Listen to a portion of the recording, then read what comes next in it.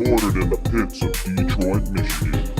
Your ass is listening to Radio Underground. Shit.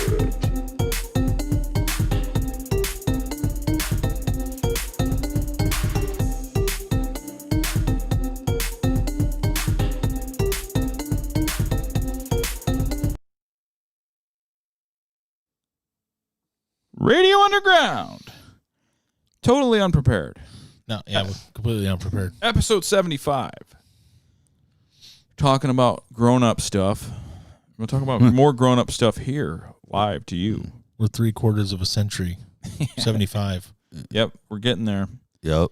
Episode 100 will be On its way. a very special thing that no one will watch, I'm sure. But We're gonna have 6 concurrent viewers. All our viewer will be tuning in. Morgan will be here. Yeah. Just Morgan. And he's my family. Yeah.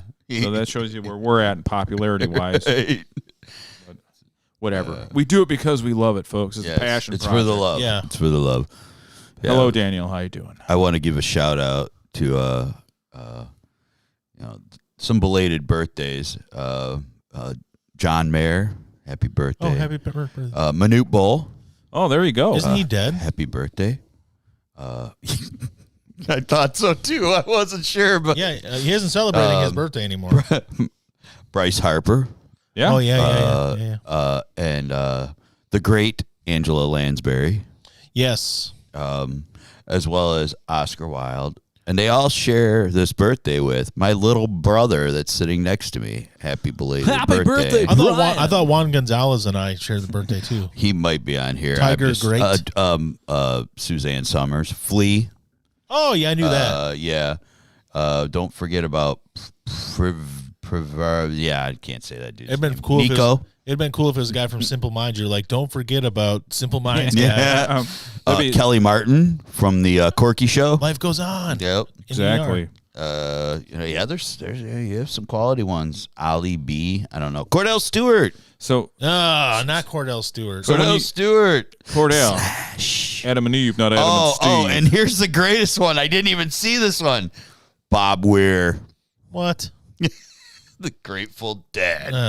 Oh, Brian's favorite. Yes. All our favorites. All our favorites. Bob Weir. And so when you guys listen tomorrow and Al's bit was halfway through, it's because I forgot to hit the record button here on the audio version. Awesome. But I got it. We only missed a minute or so. Okay. This is not so bad.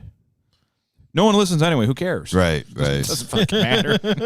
I can't So you just missed some birthdays. I'm more popular of a commenter as Radio Underground than I am as a podcast. Yeah, that's by true. far. Yes, you guys just missed a few of the happy birthday shout outs I gave. No, but Brian, it is his birthday. Well, yesterday. Well, yeah. It's okay. It's a bleed over. Yes.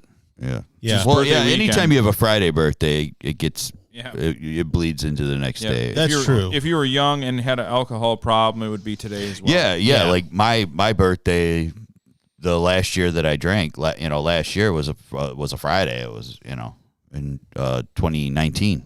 So it was awesome. So like I stayed drunk for 7 or 8 or 10. Decades. Yeah. Just the whole time.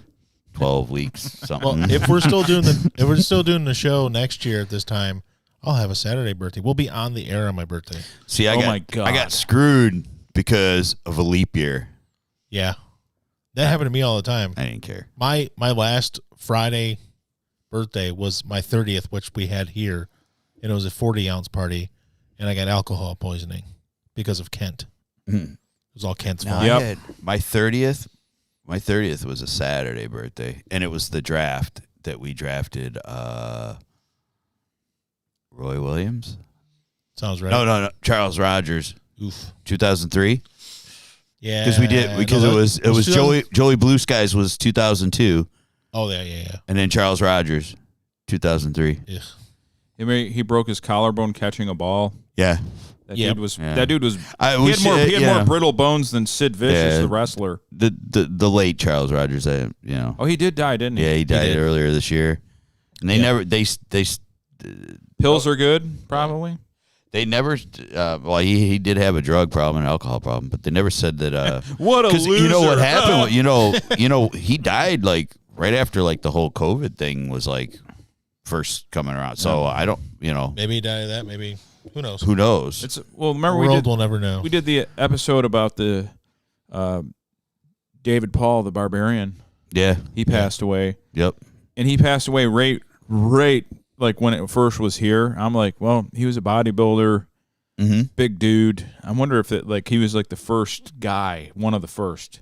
Could be. That get taken out by it. Yeah, because it was probably around that same time that Charles Rogers. I remember being at work and the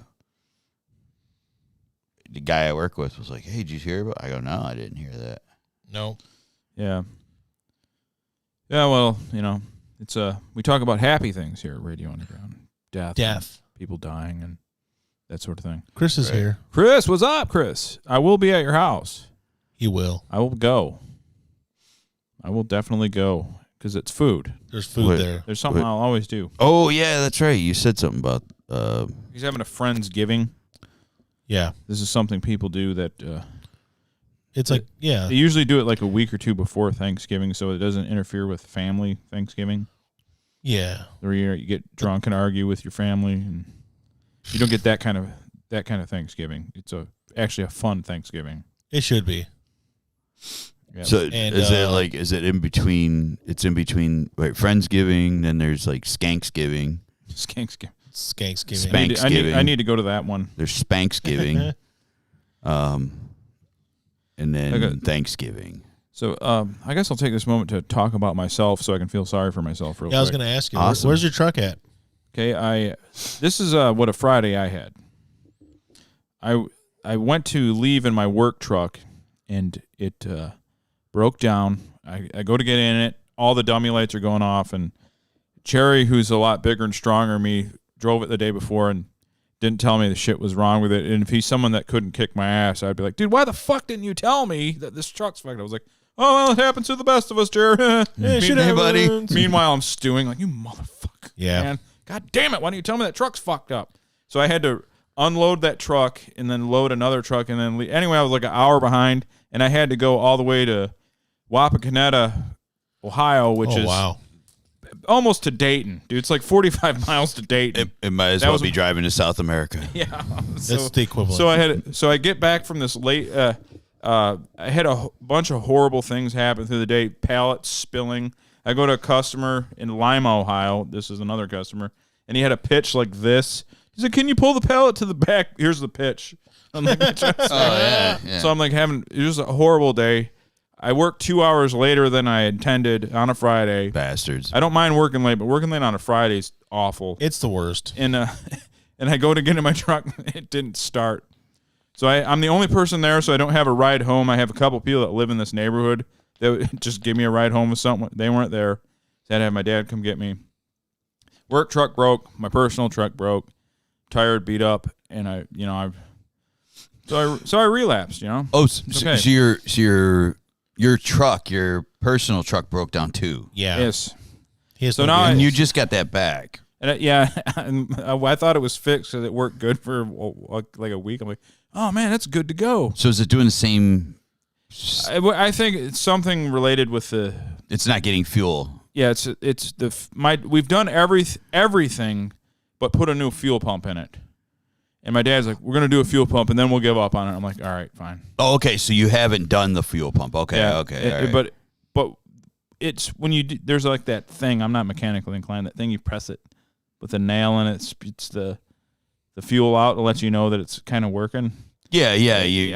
I'm supposed to do that when it malfunctions, and I didn't, so I can't prove it. Whatever. I don't know anything about fixing shit. Because even on the fuel injected vehicles, if you I've had it where a fuel pump was going, and you put your foot to the ground on that gas pedal and just hold it, and it'll eventually catch. Sometimes I did that for a while with the vehicle. It really wasn't a good thing to do, but it started. Hey, you got it going over and over again. But you know, you have an epiphany. Things hit you when you're stressed out, mm-hmm. and I'm just like, I can't deny it. I am like. I go to get my dad's van that I had to borrow to go get beer, and I'm getting in it, and I can't start it because the key doesn't go in the thing. And then he comes out and you got to pound it. And he's like showing me the technique I'm hitting. He's like, no, like not a karate chop. It's more of like Yeah. So even my technique to start his car didn't work. Don't you love when people have their own You way gotta of fist it. Yeah, and he's yelling at me, and I'm like, dude, I'm white trash. This is who I am. Yeah. I get mad at all these people that play lotto and smell like shit and drink all that. I'm one of these people. It dawned on me, like at times I think I'm better than I'm one of you. I'm no better than any of you. I'm a fucking loser. Like I'm driving my dad's van. There's tools fucking moving, like breaking around. I'm like, oh my god, dude. I'm poor. This is who I live with. These are my family. I don't literally live with my dad. He lives next door. But the point, like whatever. I'm a loser. I had to do it once where the ignition, the cylinder collapsed. We had to pull it out. Alan helped me pull it out. Oh yeah, that was that blue car, right? It was light blue. No, it was a crappy gray Marquis. Oh, was it gray? It was gray. But These things it ain't was like happening to lawyers, I guess is my but point. I drove around for like a year, starting my car with a screwdriver. Yeah, right. Oh, that was what. Oh, dude, I did that. Like you'd have to go. I had to stick it in there, and there's like a little thing, and I was like, oh, yeah, and I've done tons of that stuff. Yep. Man, but for 2 years when I had that Ranger for 2 years, I had. Anytime I used my windshield wipers, I had to actually put the big silver fuse in. I had to reach down and put it in and let it run. So when it was drizzling, it was like really a pain in the ass. So then I discovered Rain-X, you know, and it was all because like I couldn't find a used. It's like Sinex, but for your car. The turn signal switch had the wipers on it. And I'm not shitting you when I say this because I couldn't find a used one anywhere because they always broke on these damn things, and only certain Rangers had it on the same switch, the turn signals and the windshield wipers. So they wanted $580, which that was like 2 weeks worth of pay at that time. Yeah, I'm like, screw you, I'm not putting. Yeah. well, I had the Grand Marquis that Mike's uncle gave me, and then I had the Police Interceptor a couple years after that. The headlight modules on those things are notoriously bad because it's like that pull-out knob, and it would always go. So for a while, I was driving the Marquis that they gave me, and if you pulled it out, the headlights wouldn't necessarily turn on. You had to pull it out and then like mess with it, so basically push it to the side a little bit. So I would be driving home and I'm like this, but pulling that thing to the side. Yeah, I think that was a Ford thing. Period on some of the because I had 85 Grand Marquis that did that, and another thing it did was the power window, the whole assembly of the power windows on the driver's side. You had to replace that whole thing, and all it was like it'd plug into this like socket. But I had to replace it. I owned that car like 7 months, and I had to replace it twice. Wow. Because one time after I replaced it, I left my window cracked, and it poured rain in there, and it blew it right out. And that was, it's like, you got to be kidding me. Do you know how hard it is to find these things in a junkyard? Yep. I had a singer in a band I was in with Matt, my brother-in-law, and this dude, I never seen this one. He had one of those long lighters, with the click. Yeah. He had to have that to start his fucking car. He had to lift the hood up. I don't know how it worked, or I don't know what was wrong, what problem you need a fucking lighter to start your car. That's how he started his car. Clue why he would. Did his car run on steam power? Like the wood. It's like lighting coal, or like he was lighting the coal up or something. I'm like, Dan, what the hell are you doing? His name was Dan. I call him Dan-tastic. Like, Dan-tastic, what the hell are you doing? He's like, start my car, man. Like, Jesus Christ. Yeah, I've seen some. Hey, I had a 79 Cordoba with fine Corinthian leather seats. Nice. Corinthian. Just like Ricardo Montalban was the was the spokesman that year for the Chrysler Cordoba. Did all these commercials. Khan himself. I bought it for $200, and the motors, the wiper motors would go out on them, and you could never find them at the junkyard, and you couldn't get them. They were, if you could find them, they were super expensive through dealerships, but there was a shoestring tied to it, and then it came through tied to the driver's side wiper, then went through the windows, and then tied around to the other one. And so you had to have two people, like, when you needed to use windshield wipers. Hey, man, whatever you got to do. And then, like, Johnny was driving it all the time because I didn't have a license. I was like, well, we'll just share the car, you know, and, yeah. So I was trying not to drive as much. And so Johnny, like, learned some way to do it by himself, and I could never get it. It was like how he'd wrap it around, and he'd get this tension, and he could just one-handed while he was driving. And I'm like, oh, man. That is white trash. I quit a band because my truck was so shitty. It was too cold on the way over to practice. I'm like, I can't deal with this pain. It was that 88 S15 that I had with all the rust. Yeah. It had manual steering, manual shift. The heat didn't work. And it was my Kevin, who sang for me. He had his band. He started his band from scratch. And I actually enjoyed playing with him, but Kevin, here's why I quit the band. I never told, I made up some big reason, like I'm busy in my life. I had nothing going on ever at any point in my life, okay?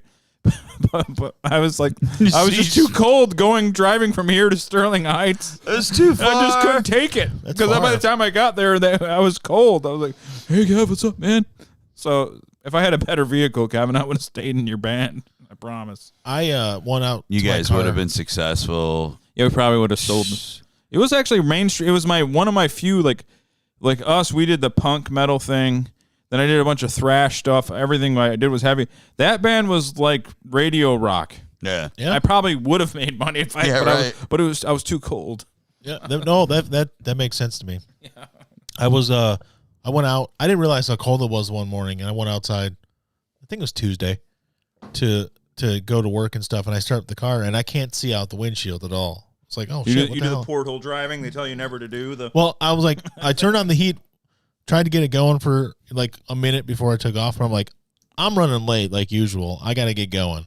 So I like wiped off the outside, and I started driving, and then the inside immediately fogged up. I'm like, this ain't working. Oh, yeah, that's the greatest. So I didn't have any cloth, so I used an extra face mask that I had and wiped it off, and I did the same. Yeah, I had the porthole going. They never it's like, do well, that, never. I know, and I did it. Whatever. You got to do what you got to do. I didn't want to be late for work, you know. But at least I didn't take the freeway. I took 12 Mile, so it's a lot easier, you know. Hello, Morgan. Less traffic. Oh, so Chris is saying that it's more of a food festival. That's basically what it is. Like there's different stuff. So is that going to interfere with this? No, because it's like at 2 p.m. It starts like 2:00. Yeah. Oh, okay. But I don't leave the house. But I told Chris I will fax my demands over for me to leave the house. You've got a rider, like yes. So I'm like red M&Ms. J-Lo and all them. I'm sending you over what I require. Fiji water only. Yeah. Fiji. No one can make eye contact with me. You can speak to me if Fiji water only. Yeah, if I talk to you, I'm holding it up into the if I talk to you first, you can talk to me. That kind of thing. Oh yes. No eye contact. Speak when spoken to. You can't go into his house to eat unless he invites you in. Yeah. No eye contact. Yeah. No garlic, holy water, none of that. None of that stuff. Yeah. He's not a vampire. Totally not a vampire. But if you need a ride, let me know. If you don't have a car. That'd be awesome if there was a vampire crew that had a podcast. Look, we record this at night because obviously we can't be out in the morning. Yeah. There's just matter of fact about it. It's like, we'll die. Okay, they got to apologize. Look, things have changed. I have not ate a black man since the Black Lives Matter movement started. So I want you to know that I will only eat white people from now on. Okay? I understand your struggle. No more feeding on a minority. Disclaimer. Yeah. We have a disclaimer now. Yeah, we do not feed on trans people. We do not feed. We are not racist in any way. We are not transphobic. But I will tell you that even at my worst, I ate anything that was available. It didn't really matter to me. Yeah, any person. That's the way it should be. Yeah, I never equal opportunity. I never. Some of my friends went vegan and just eat deer meat. You know, like the Twilight thing. Yeah, no long pig. Yeah, it's like a affirmative action vampirism. Yeah, that's what it's gotta be. Have you ever gone full carnivore where you just eat other carnivores? That's what we do here. Like in Twilight, where all they eat is like the animals in the woods. Is that what that is? Well, Yeah. Like, we're vegetarians. No, you're not. Now, my dad was born in 10 AD. Yeah. Some of it. So things were different when I was coming up. So Oh, just forgive me for this. I cracked somebody up in a Kroger one day. I was in there with Neil, and we were in the cereal aisle. And I said, I love Cinnamon Toast Crunch, but I can't eat cannibal cereal. And he's like, why is it cannibal cereal? I go, dude, you ever see the commercials? Every time milk lands on one of them Cinnamon Toast Crunch thingies, they eat each other. yeah, you've got a point. And Yeah. some dude was walking by and like stopped. And he didn't look at me, and he just kind of looked up in the air and started laughing and kept walking. Wow. I'm like, yeah, he got it. He knew what I was talking about. Yeah. That's true. They don't care. They eat each other. I've seen those Yeah. commercials. Yeah, they do. As soon as the milk splashes on them, and they don't have to land in the milk bowl. It splashed out of the bowl and landed on one. Yep. Yep. They take a bite out of each other. I gotta make a drop out of that noise you just made. Whoa. Pretty loud. So, since we're on the food thing, Yeah. they discontinued Tab Oh, I know. Yeah. Coca-Cola. Tab Cola. Yeah. Now, I didn't know it was owned by Coke. And like you said, It- Brian, I didn't know it was still around anyway. I didn't know. And I gotta give Craig credit. He's the one that brought this to my attention. know. I did not know. I mean, nothing like a good tab and scotch on the rocks. Honestly, RC Cola. I swear, I Cognac. don't know if I've ever had a tab in my entire life. I have because I don't think I had. our grandmother drank it. I had RC Cola many times because of going down originally- south. But I mean, RC Cola I had. Yeah, definitely. I originally think Tab it was a Pepsi product. I thought Oh, it's a Coke. it is now, but was it always? I think so. is it like RC Cola where it 'Cause it's- tastes like kidney malfunction? No, I think it's like, I think it's a sugar-free pop. Yeah, Oh, really? That's really what it was. That's why I always thought because So it saves you from diabetes, but gives you cancer, No. like everything with that. they literally took the sugar right out of it. Well, I mean, that's what why it- Pepsi brought out Pepsi Free back in the day was to rival Tab. Oh, Yes. Sugar-free Pepsi. see, I thought Pepsi Free was like Did- well after, So, but I had a- remember Tab when I It was was. like, I remember Tab them. been I around for a remember while. Pepsi Free tasting just like a Pepsi. I do yeah, so remember that. yeah, I guess I just remember like I remember drinking it and it tasted like cola with no sugar. Yeah. I mean, liked it, but it- I mean it was probably 1987 when I had one. But Yeah, like I remember my grandma getting glass bottle, go over and get me an 8-pack of Tab. Yep. Yeah, I remember drinking it, and but I just remember was it Kingpin when Bill Murray's character drank Tab and some kind of That's Scotch, whiskey. yeah. It was Scotch, I think it was Tab I and think it was Scotch, Scotch. right? They were in like a diner, and he's like, "Tab and Scotch, please," or something like that. it was Michael J. Fox had a It made Pepsi me. Free. That's what I brought that Yep. up when Craig posted it last night. I was If you like, want a Pepsi, you're gonna have to pay for it. it goes. He's like, give me a tab. He's like, I can't give you a tab unless you order something. Yeah. It's like, just give me a Pepsi Free. He's like, yeah. So Yeah, If I posted give you a all that. Pepsi, you got to pay for it or something Yeah. like that. It was Lou or Al or something from the diner. Yeah. Yeah, that I don't know. I haven't. Or they had, or what was the one that had like 1 calorie? What was that called? It was like was it Pepsi One? Something that had like 1 calorie. Like there was their thing. It had 1 fucking calorie, and they tried to sell that. I pretty much like stayed away from all that stuff. Yeah. You know, like somebody, Bry's girl was trying to like sell me when he was living with me, kept trying to sell me on the Coke Zero. That's it. That's the one. Coke Zero's not bad. And That's I'm that's like, the one. yeah. And then and she like The they Mick bought- Ultra of soda. Yeah, they bought like a case of them or something, like a 12-pack of them. She goes, "Oh, you gotta try it." And I'm like, "All right, I don't really drink pop much anyway, but all right." So I drank. I'm like, "Yeah, all right, yeah." As far as like, It's not bad, but it's like if I'm gonna drink pop, I'm drinking the real thing. that was my thought. It's like, I don't drink a lot of it. Like even like I take one to work and stuff because sometimes with lunch I'll have, but I don't even finish one. Like Neil and I were talking about, like he buys some really tiny ones, Yeah. and he's like, that. Those are he actually goes- a perfect portion size. Yeah, and he said when I eat like pizza, I always drink one of those, and sometimes he still doesn't finish one. I go, and then one day he had like the little Dr. Peppers, and we were eating pizza, and I'm like, dude, that's the perfect size because then I don't waste any. It's literally a serving. It's 8 ounces. Yeah, that's perfect. That's the thing when you have like Coke and Pepsi in your fridge, and you have little kids around. They always have like a sip. Oh god. Yeah, right. And you're wasting all that fucking pop. So those smaller ones make sense for that, you know. Granted, it's better that a little kid ain't slamming one of them fucking things, but still. Morgan asked if he got a new car. No, he did not get a new car. No one's got a new car. He's going to try his luck with this one. Yeah, if I looked at lease deals, and there are no lease deals, by the way. Oh, not right now? Everything costs so much. That's the thing, though. If you're doing a lease, you got to put the money down Yeah. on your first lease. Yeah. Like $2,600 down. Yeah, but like, I know people that do them like that, and then like their next one, they get their payments stay cheap. They don't have to put down every one. That's like it's the you first just one. roll it over.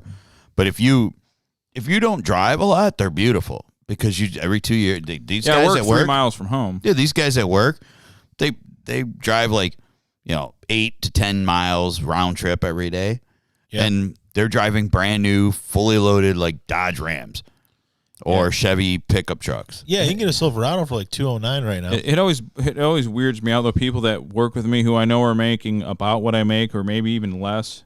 They have these they got like a Hemi. I'm like, how are you affording that shit? Yeah, I know you got a house payment. I know you got like it's because if they were buying like some of those cars, if they were buying them, they'd be like $700 a month. Yeah, or they have to be on like a 9-year loan, so you're pretty much taking out like a mortgage.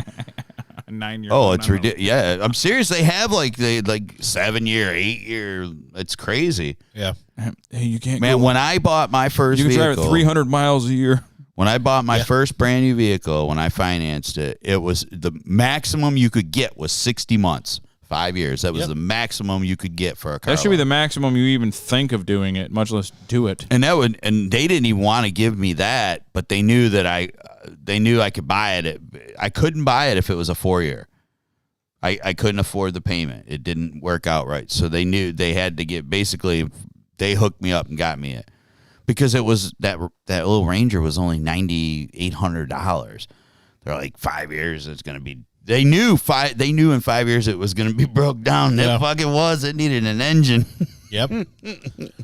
They knew.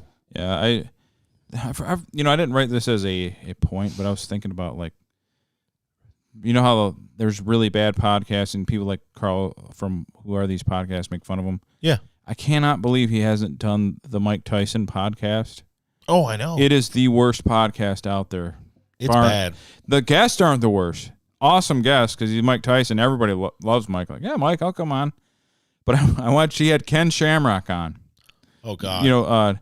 And Ken Shamrock was telling his life. All it was Ken Shamrock telling his life story, which is an interesting life story. Mm-hmm. Nothing against Ken Shamrock, but Mike just sat there the whole time eating. For an hour straight, just fucking eating food, like So you could hear him crunching into a fucking a Shure SM7, which is picks up everything, which is way more sensitive than this microphone, and he's just fucking. So, Ken, man, why'd you get in the fight, man? It's like, oh my God! And it's just like, it was hilariously bad. That's not Ken. Now, Ken, the thing that made it interesting, I watched the whole thing, was Ken has a really interesting life story. Mm-hmm. So Ken, that's fine, but Mike, just the whole time, Mike might have said 14 sentences in an hour, and it was just him eating over and over, eating shit, drinking. I would not be able to watch it because I can't stand I hate being on the phone with somebody when I'm like, what are you doing on the other side? And they're like, oh, I'm just eating right now. I'm like, yeah, I can hear it. It's disgusting. Yeah. Call me when you're done. It was hilariously awful. Just Mike just sitting there. That would drive me nuts. Then he has a I don't know the guy's name. It's some white guy that helps Mike keep the. He's supposed to be his interviewer to maybe his help or whatever. Yeah. And even that guy's like, yeah, Ken, you're a bad motherfucker, man. That's it. That's the help. That's like they're not like he's not like adding to the conversation. Like you have this third guy, I would assume to care, be more of a pure interviewer or whatever. And he ain't saying nothing. So it's literally just Ken Shamrock. Yeah, I was raising the boys home, and so your guest carried the whole show. Yeah, he's interviewing himself to help these two guys I don't want to say anything bad about, but whatever. It was so bad. Wow. Hey, why do people like us get into fighting, Ken? That was one question. Yeah, he's just sitting here crunching while he's asking. Well, I mean, that's a good question, but yeah, but he's eating while he's asking. Yeah, how about it's funny you brought it's up an hour long. Just don't eat for an hour. It's funny. I just now found out yesterday that he has a podcast, and you brought him up today. The only reason I did was because I saw some article about the biopic, which is actually biopic, about him with Jamie Foxx. Yeah. And I saw it was an article about Robin Givens. Oh, she's absolutely crushed. That yeah, and so I was reading it, and then she was going on about how he, like, talked about their relationship on the podcast, and I go, Mike Tyson has a podcast. Yeah. And then here I come in here, and you're talking about Mike Tyson's podcast and how he eats on it, and just... Yeah, I think he was eating nuts, too. Oh, my God. It's like, it was... Was he feeding them to his pigeons? Yeah. He's like, hey, Ken. Dude, I love that Mike Tyson cartoon, the Mike Tyson mystery. Yeah, they just canceled it. Did they? Yeah. Oh, man, I love that cartoon. That and the Venture Brothers. I was upset. It's hilarious, man. No, don't get me wrong. Your podcast, if you have a guest, if you do a show like that where it's not just three random people like us, when you have an actual guest that has clout, yeah, you want it to be mostly about them because you're asking. You know, sure, but you don't want to interact with them. But he's not. He's just eating. Yeah, the whole time with like a very sensitive microphone. I mean, Rogan and some of those other guys, even if you don't like them, they know that you still have to interact with the people. You let them tell what they want to do. Joe Rogan is very good at getting people to talk. Yeah, he could have the most like straight and narrow anybody. Like he got fucking Tucker Carlson to talk about college and partying. Like he can get anybody to go out of their box. That's what you got to do. You don't take over. You don't say everything. You get them to talk, but you have to interact. But you can't just sit there eating the whole time. Yeah, I ask some questions, smoke pot with them. That's the Joe Rogan way. Yeah, yeah. I like some of his stuff, and then I've watched some of Snoop Dogg's too. I love Snoop Dogg. Does he have a podcast? Yeah, dude, he's got like this crazy show. It's been on for a while too. My shizzle, my nizzle. Yeah, it's hilarious because he asked people like what their favorite cereal was growing up. Like everybody, he asked almost everybody, and they're like, "What?" And people were like, "What was my favorite cereal?" Man, didn't you watch? You're like my age. Didn't you watch Saturday morning cartoons? So yeah. You go, what was your favorite cereal? What'd you eat when you were sitting in front? And they're like, oh man, all right. Mine's boring. Raisin Bran. I love Raisin Bran. But that was mine. I don't have it. That was your Saturday morning cartoon. Yeah, pretty much. Raisin Bran. I liked it. Probably why I have decent bowels, even regardless of my horrible lifestyle.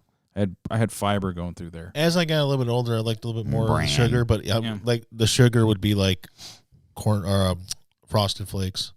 Yeah, they fortify them in fucking minerals, man. You're good. Yeah, I mean, I'm not a big Lucky Charms fan or anything. I hate that. Marshmallows. Marshmallows were created in a scientific lab. They're genetically wrong. I loved grape nuts. Grape nuts. No, I hated those. Those are the worst. I don't like my teeth being busted. Yeah, I like Captain Crunch, man. Oh, you know what? Crunch Berries. Yeah. Captain Crunch Berries. Yeah. I saw they got just the cereal. It's just Crunch Berries. I mean, no. It's too much. You need that mix. You need the mix of the actual. But it's just crunch you got to have Captain berries. Crunch cereal with it. It doesn't work with me. I was like, I don't want just the berries. I want the contrast. No. It's got to be a good contrast. Yeah. Mike left. Well, mom picked up. She had a coupon for O's, and I was like, "Oh, O's are good." I didn't even know they still made them. Mom found them at probably Oak Ridge. Yep. And I'm like, "Oh man, awesome!" She goes, "Yeah, I only paid like 79 cents for the box with this coupon." I'm like, "So they make a coupon for O's?" I mean, I didn't even know they make O's anymore. It's like Tab and O's. I didn't know they made Tab. I didn't know they made O's. Dude, I can tell you for a fact there has not been Tab in this area in years. You know what? I didn't know. I was at the store when I read that article, or just after that, and it was at the store. Oh my God, you gotta be kidding me! No, I have not seen it in I mean, But- easily 25. Well, Maybe it's just you don't think about it. That's why you didn't see it. I guess, yeah. I mean, you can't go. As far as I know, they don't. You can't go to 7-Eleven and get tabbed. No. And I mean, like, was it like the pink label? Yeah, it's still same label. Oh my god! Go see like it. See, like a Dollar I only Dollar General remember- ripoff, not even a Dollar General. I like only a Dollar remember General it in the ripoff to get it. can. I only remember it in the can or in the glass bottle, which was just a little tiny pink logo. Yeah. It was a glass bottle, so I mean they didn't have like a big, it was just a little pink tab logo, but then the can was all pink. Yeah. Yeah, Chris, I admit the Oak Ridge chicken's still good, man. I still eat it now. It's good stuff. It really is. Yeah, There's a lot of that down south. They had Shasta pop. Shasta. Yeah, you get Shasta here. It was real big, like in Walmart and when I was in Pikeville. Oh, yeah. all summer. I mean, Yeah, Dr. you can Thunder. get like Dr. Thunder. You can get like Fanta here now, but you used to not be able to get Fanta here. And then I'd see commercials for it, and it was never anywhere around here when I was younger. Yeah. No. Now you can get it like those little pouches you can rip off and dump into your water and make it Fanta flavored. No, really? What was it? What was the beer that people here in like 70s and 80s would fucking drive out to Colorado? It was not Coors. It was like Stroh's, wasn't it? No, it No, was Coors. Stroh's was from here. Stroh's was made It here. was Coors. Okay, it was Coors. Coors, you could not buy Coors this side of the Mississippi River. That's why Smokey the Bandit was doing Smokey that and the legal Bandit. shit. Yeah, could you imagine fucking driving all that way for watered down? Well, but I mean, Coors, I don't mind Coors it. I original, drink it, but it's Yeah, not Coors, Coors Light. Light is, but Coors Original, that's actually a strong beer. The banquet beer. Yeah, it's the banquet beer. Yeah. Oh yeah, I used to crush that with Neil all the time. But yeah, That's the whole basis for Smoking you the need you to Bandits. get Yeah. you a Coors. that's a whole basis of Smokey Sam and the Elliott. Sam You need a Elliott. Dodge Ram. You need to get you Yeah. a Trans Am and a big old semi full of Coors. I do remember A Smoking the semi- Bandit. A Remember, semi- I just watched Smokey and the Bandit. Of course, I remember. I watched it last week. It's good stuff. Smokey. I the Bandit. spoke of it on last episode. How I watched it, It's a good movie. and then started to watch part 2 and went, "Oh my god, this really isn't that good." No, Now part 3 is god awful. It's horrible. Jerry part Reed's 2 the is riding on bandit. the coattails of part 1. Yeah, part 3 is horrible. It's Jerry Reed as the bandit. It's really, it's one of the most god awful movies in the world. But Smoking the Bandit 2, when I was younger, I was like, oh yeah, Same thing. But it was not good. Nope. Morgan wants to know how you're doing, Al. I'm doing very well, thank you. Thank you. It's coming. Don't wait for it. Morgan's going to It's say it. coming. I know. I'm not working today, so it's a very good day. That's always good. Today was a good day. I'm still trying to figure out how to retire. Yeah, I don't think we won that lotto yet. No, we Ryan, have how not. was your B day? Yeah, it was pretty good. I didn't work. I took the day off. Oh, did you? Yeah. Nice. We've been doing a lot of Halloween. Really? Because I was gonna text you earlier in the day, and I'm like, he's probably working. I know. I put in for like August 1st. I'm like, I want my birthday off this year. I haven't had it off since last year when I wasn't working at all. It's gone a long time, man. It's been a long time. Yeah. Long time. But no, we've been doing up the yard for Halloween and stuff, and tonight was the big light up where our whole street, our whole area of the street was lit up with lights. So I just wanted to get stuff done, and I needed some stuff for like my fireplace and shit. So I just did random shit, and then Danielle was making some bagels at this job she's been doing on the side. Yes. Bagel shop, and Hence making bagels. then she came home and made me my birthday lasagnas. What's up, Aaron? How you doing? That was it. So I was like Garfield yesterday, just chowing down on some lasagna. I am. Thank you. I got he just said slate- I'm beautiful. I got Or is he talking to you? He's talking to whoever. Oh, I got that's so sliced. sweet. I got happy birthday, Brian. He says. Thank you. I got sliced up to Bolivia by fucking ornamental grass out there. I had to cut it up because every winter, if you don't cut it, the fucking snow and it gets like all on my porch. It spreads out. Yeah. And that shit is razor sharp. Oh yeah. I'm like cutting it up and like trying to tie it with fucking twine. And it's just like I look like I got into a fight. Is this like how we're going to go into fall is awesome, but fall yard work is the worst? Yeah. Oh yeah. That's what. Because That's what I want Brian texted me with like that is one of the topics. You're not that's wrong. It's is horrible. true. It's my true. favorite time of year, but the yard work is awful. See, I figured out a plan. Raking, to quote the great biker finger Jay, raking can fuck off. Yeah. So Yeah. I figured out a master plan for fall yard work, especially leaves. See what I do for my fall leaves is fuck them. Yeah. They Yeah. sit there. Yeah. And when the wind picks up, they become my neighbor's problems. Right. Like The end. yeah, like today when I was out Or a running. lawnmower. I will drive over them with the lawnmower and just chop them up. Yeah, or just mulch them. Yeah, Yeah, like that's what I like mulch 'em. today I was out If I running feel like- around. I'll never rake again in my life. Nope. I was out running around with Neil today, and he took me to get some stuff for the house. And he's like, "Yeah." We stepped by his house, and his mom's like raking the leaves. And he goes, "What are you doing?"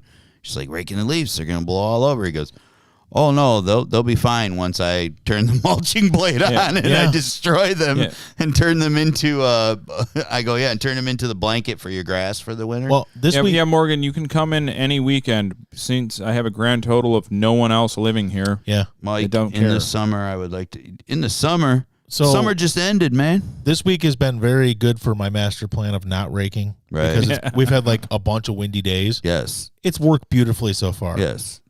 I think I will keep that plan going. Al, we want to do a PSA right now. Can you stand up and show your shirt so that nothing bad ever happens to someone wearing that shirt? Sure. We're going to get deplatformed because of No. this watch. No, because the band the Dead Kennedys, it is not a pro-Nazi shirt. It is an anti-Nazi shirt. It says Nazi punks fuck off. Yes. They're before It's a very old song. Stand back up. Stand back up for a second. Before Okay. Antifa or any of that was burning cities. If you notice, there's a They red were circle. anti-fascist, There's you know. a red circle with a red line through the swastika, therefore making it like, no, we don't like swastikas. Yeah. So do not mistake this for a So pro. like all of you that were Nazi. mean, all of you different people, there was black and white and women and men that were mean mugging me in Lowe's today and Walmart and Kroger. There was a red circle with a line Now, that means like anti. fucking now Ghostbusters. Morgan might have that shirt without this thing through it. Right. The can't. And it might say Nazi punks welcome. yeah. But there's a difference, you know. yeah. Yeah. You've seen Ghostbusters. Yeah. They're not saying yes to ghosts. They're saying no. No. There's a red circle and a red line. Right, like that ghost is Same trying to thing. get out, but it's being held by a red circle with a line in Yeah. it. But yes, Morgan, you're welcome to come here anytime because Yes. I don't have anyone fucking living here, so I don't care. Right. Are you going to bring your woman? You can if you want. I don't care. We want to meet her. Yeah, I want to know if she's real and not a hologram that you've concocted. I think she's like Gem in the holograms. Yeah. Gem. She's truly, truly outrageous. Yes. Yeah. She. Fucking lame. So fucking lame. Why did that just sink in? Well, Just from like- there we just could like kind of slip into some other stuff. You got Gem. So- Speaking of So Eastbound if you see a and Dead Down, Kennedys shirt out there, people, they're a punk band that was what's known today as anti-fascist. yes. Well, and Okay. here's another thing that people don't realize. One of the original members of Dead Kennedys, black. What? Yes.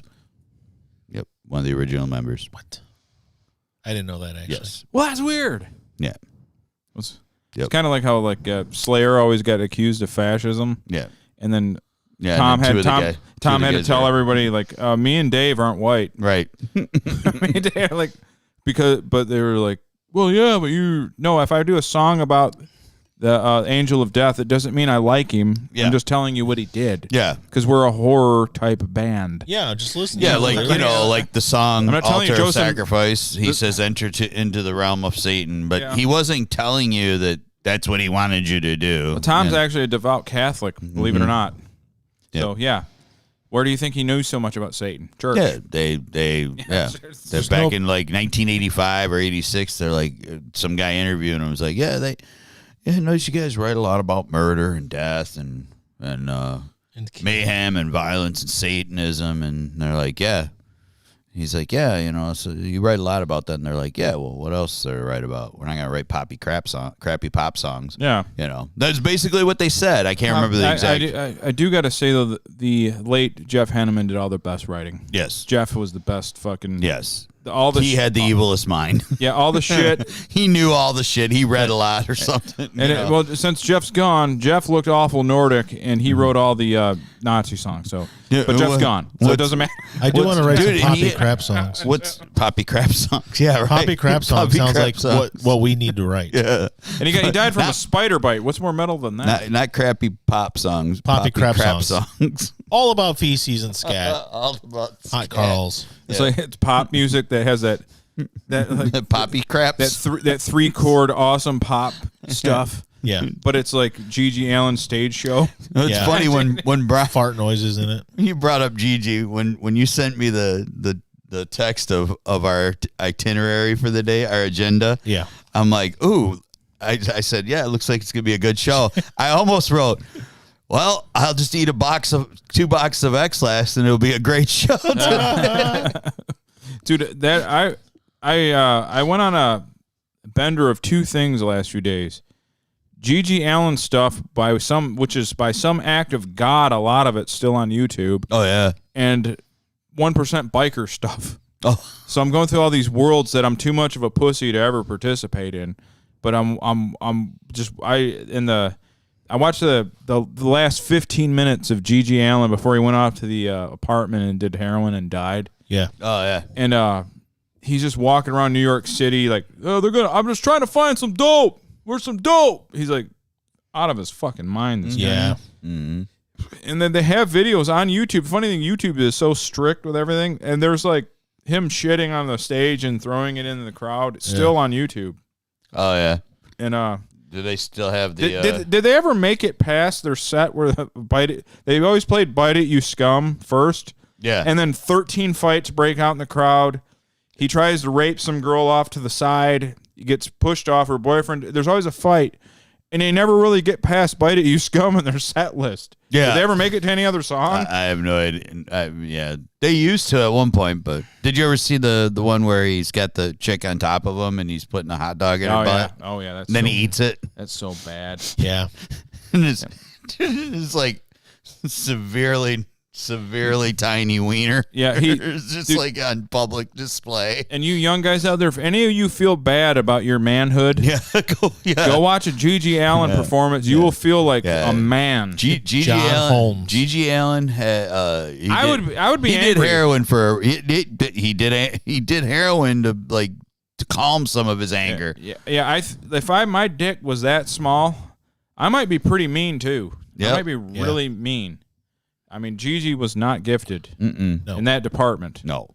I think thumb dick is probably a gross exaggeration. Oh, absolutely. No, a thumb absolutely. A thumb is like fucking Mandingo. Oh, you're talking about the first knuckle of a thumb, man. That's like seriously. It's like a thumbnail. Yeah, like he had like in legit, the camera. I'll show you.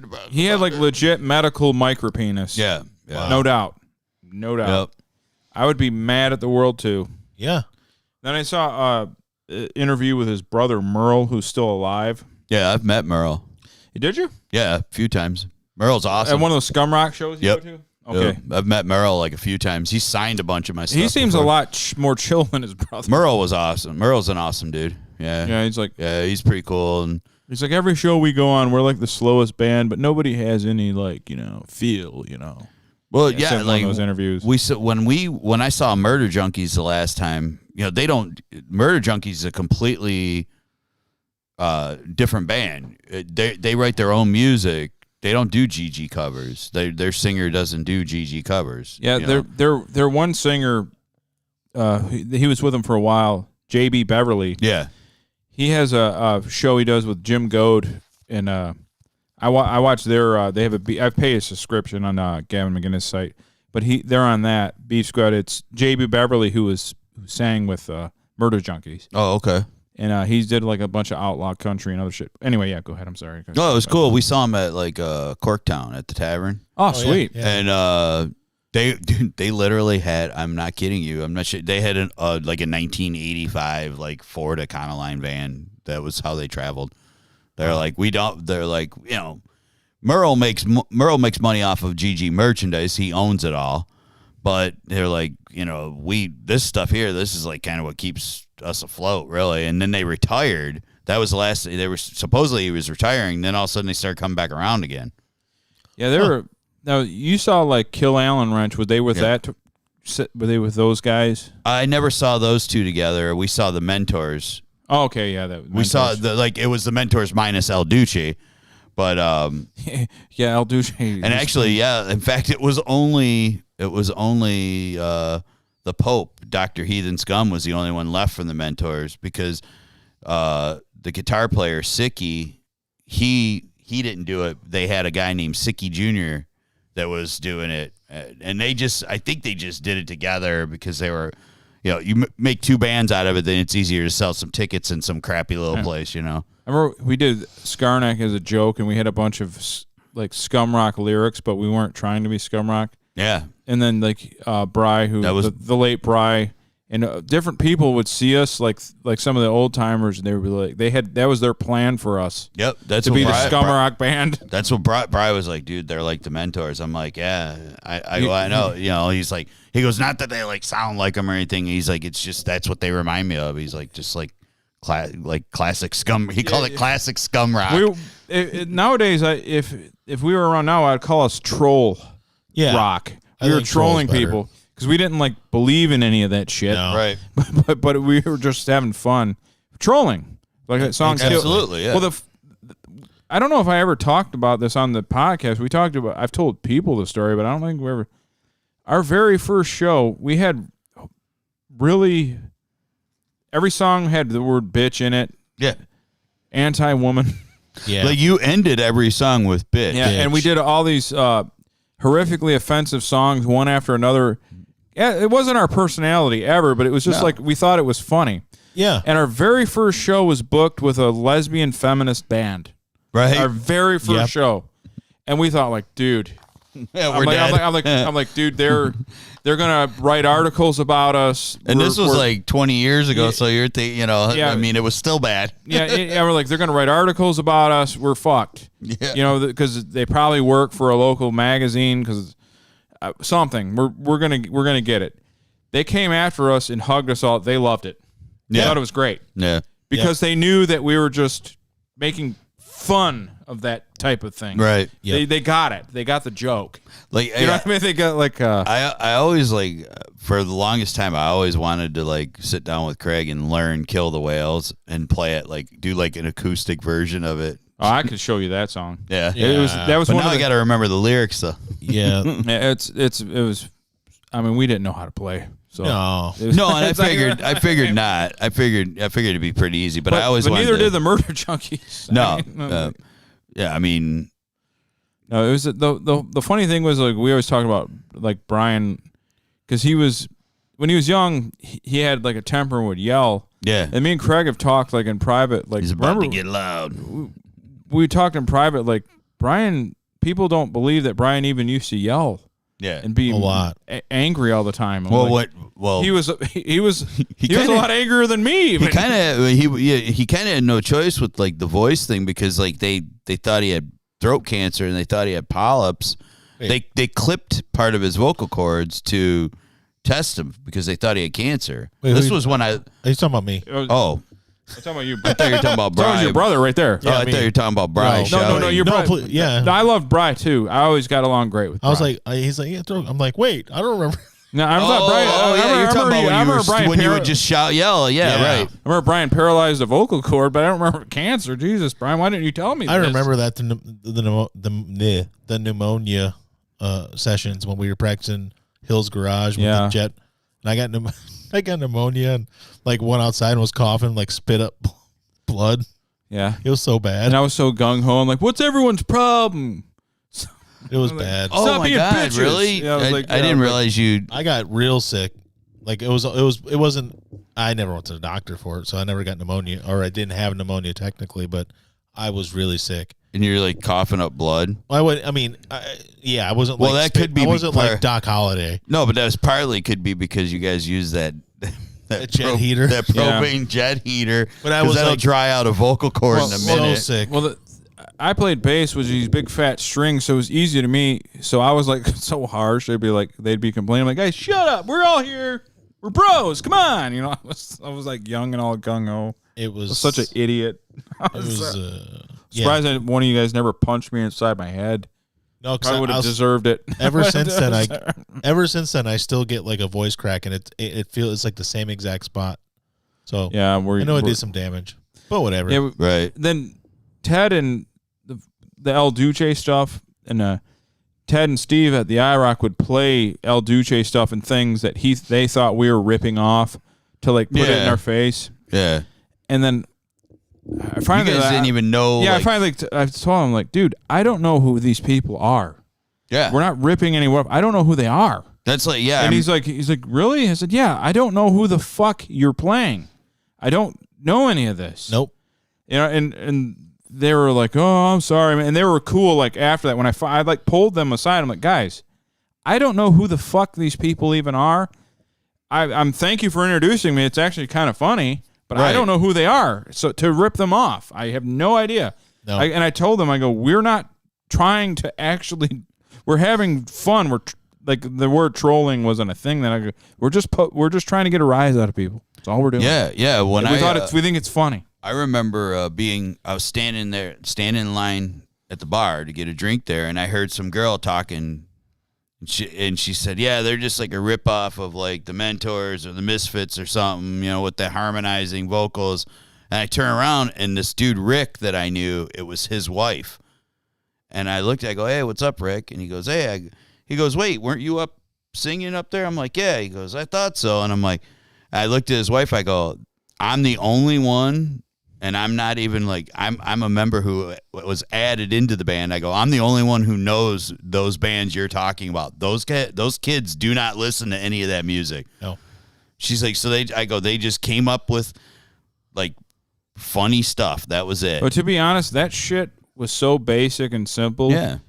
We were probably technically even better than that shit. Yeah, because that stuff was like, I mean, there's nothing to it. No. They're like, bite it, you scum, and like the Bentor shit. It's like, whatever, man. They paved the way, but I didn't know who they were.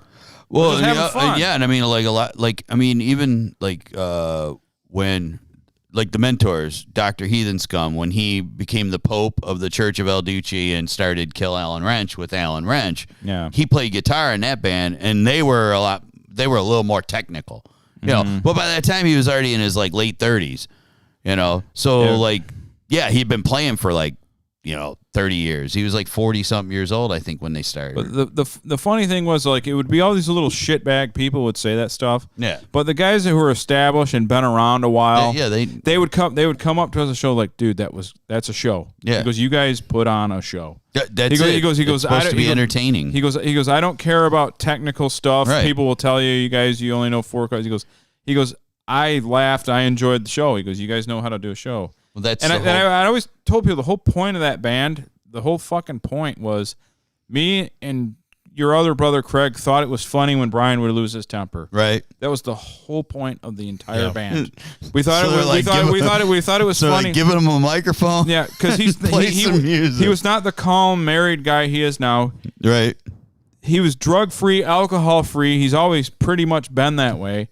But he was so angry when he was young. We thought it was great because he would scream, and I would make him yell no, like no, when he would run around. We would drive. We'd drive by knowings. Yeah, we'd drive by people and like people walking down the street and like yell no at them and just do it, and they'd like because he had like Brian had a yell when he was younger. Oh yeah, before he paralyzed his vocal cords for me. He would yell so loud that you could feel it in your chest. Yeah. And that was the point of the band, just him yelling. And then we got a underpowered PA that he yelled into for fucking 2 years, and it fucked his voice up. Yeah, everything was weak. Yeah. I bought it was a Radio Shack fucking PA. Yeah. That's what he sang through when we practiced. And that was the whole point. And I told the owners of the IROC, I told everybody, the whole point of this was he has a temper and he yells, and we just thought it was funny. So we put music to it. I go, I'm not even a musician. I grabbed a bass because it was something I could learn in the quickest time. Mm-hmm. That's why I grabbed a bass. Right. And then Nick, our drummer, who'd been in hardcore and thrash bands in the neighborhood, actually knew how to play his drums very well. Yeah. Nick heard it and was like, dude, I'll play drums for you guys. I thought he wanted to just record. Okay, well, we want to do some recordings because we were on the FM at the time with Brad. Yeah. And I was like, we want to do our own recordings for our radio show because we were pirating FM. And he's like, oh, yeah, I'll record. And so we went to Nick's practice space. That's and right. we played with him so he could learn our songs. And then after about 5 times, so it was Nick that pushed us. He's like, so when are we going to play shows? I'm like, what? He's like, he's like, when are we going to play shows? I'm like, Nick, I don't want to play any shows, man. He's like, I just wanted to do this for my radio show. I'm not a musician, dude. And he's like, you are now, too. He's like, we're doing it, man. We really should do it. I'm like, you want to do shows, Brian? And we were like, okay, fine. Craig, you want to do a show? Like, and then Jay, the late Jay Morgan, showed up to help out because we needed another guitar, and the rest was history, I guess. It was fun, history making, but it was it's probably the funnest thing I ever did in my life. Was that band? Yeah, it was just pure fun. Like you guys were saying about the Mentors and El Duce, and Sal always had Stormtroopers of Death. Yeah, SOD, yeah. But MOD, yeah. It was never about that stuff. Honestly, I think most of our inspiration, because we'd watch fucking Tenacious D every Friday night. And it was like, hey, they're making good music that's based on bullshit. Yeah. Yep. And saying stuff that's kind of offensive, but it was kind of that plus a bunch of other stuff. And then the honorable Jay Harris, Biker Finger. Yeah, and Biker Finger. I wanted to do what Biker Finger did, but a full band. Yeah. Right. That exactly. That's the thing. Like, being a fan of punk music. I mean, I love the Mentors and I loved all that stuff, but that was like.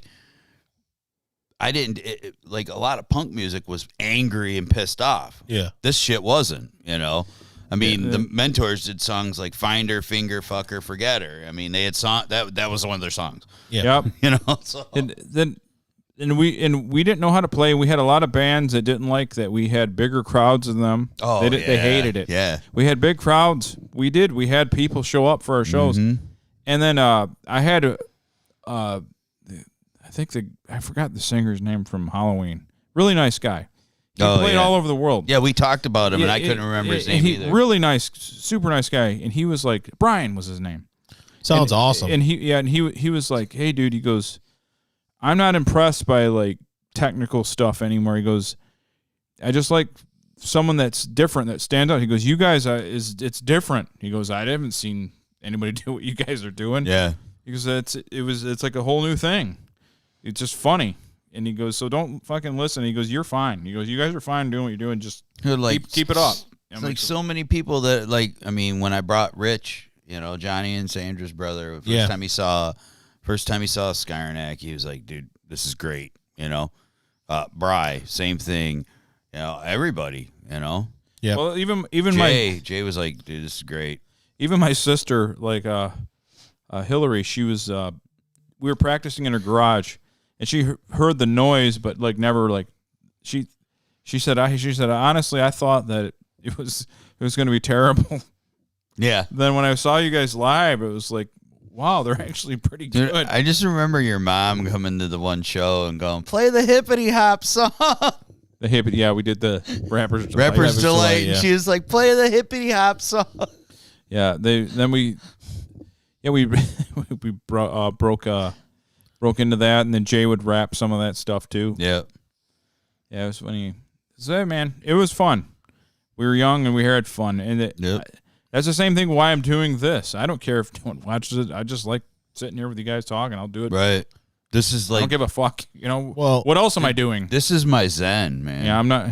Because like all week, it's like progressively just getting worse and worse at work with certain shit that's driving me nuts. Oh yeah. And so I don't want to go on about that. Yeah, right. So No, you can go on about I want to I'm ready to like, go postal. And so like, but I think about like, all right, Saturday's coming, and my moment of zen will be here. And you get to spew. Yeah.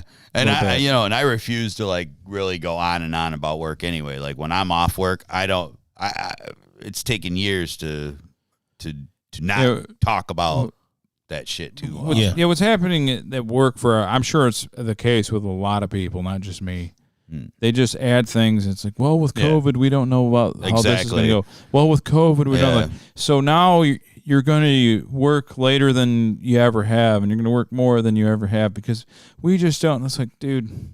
Yeah, yeah. It's like I'm having back trouble. My back hurts all the time. I can't be working harder and more than before. I need to be doing less. Okay. Yeah. Not more. I mean, we think of ourselves like, well, I'm only in my 40s. And yeah, but dude, in the old fucking union days at 40, you were like, well, you were someone chilling out playing cards. You're a supervisor. I'm 47 and I've been working since I was 12. I started in a car wash when I was 12 years old. I've already been working 35. I've been working 35 years of my life, more than full time.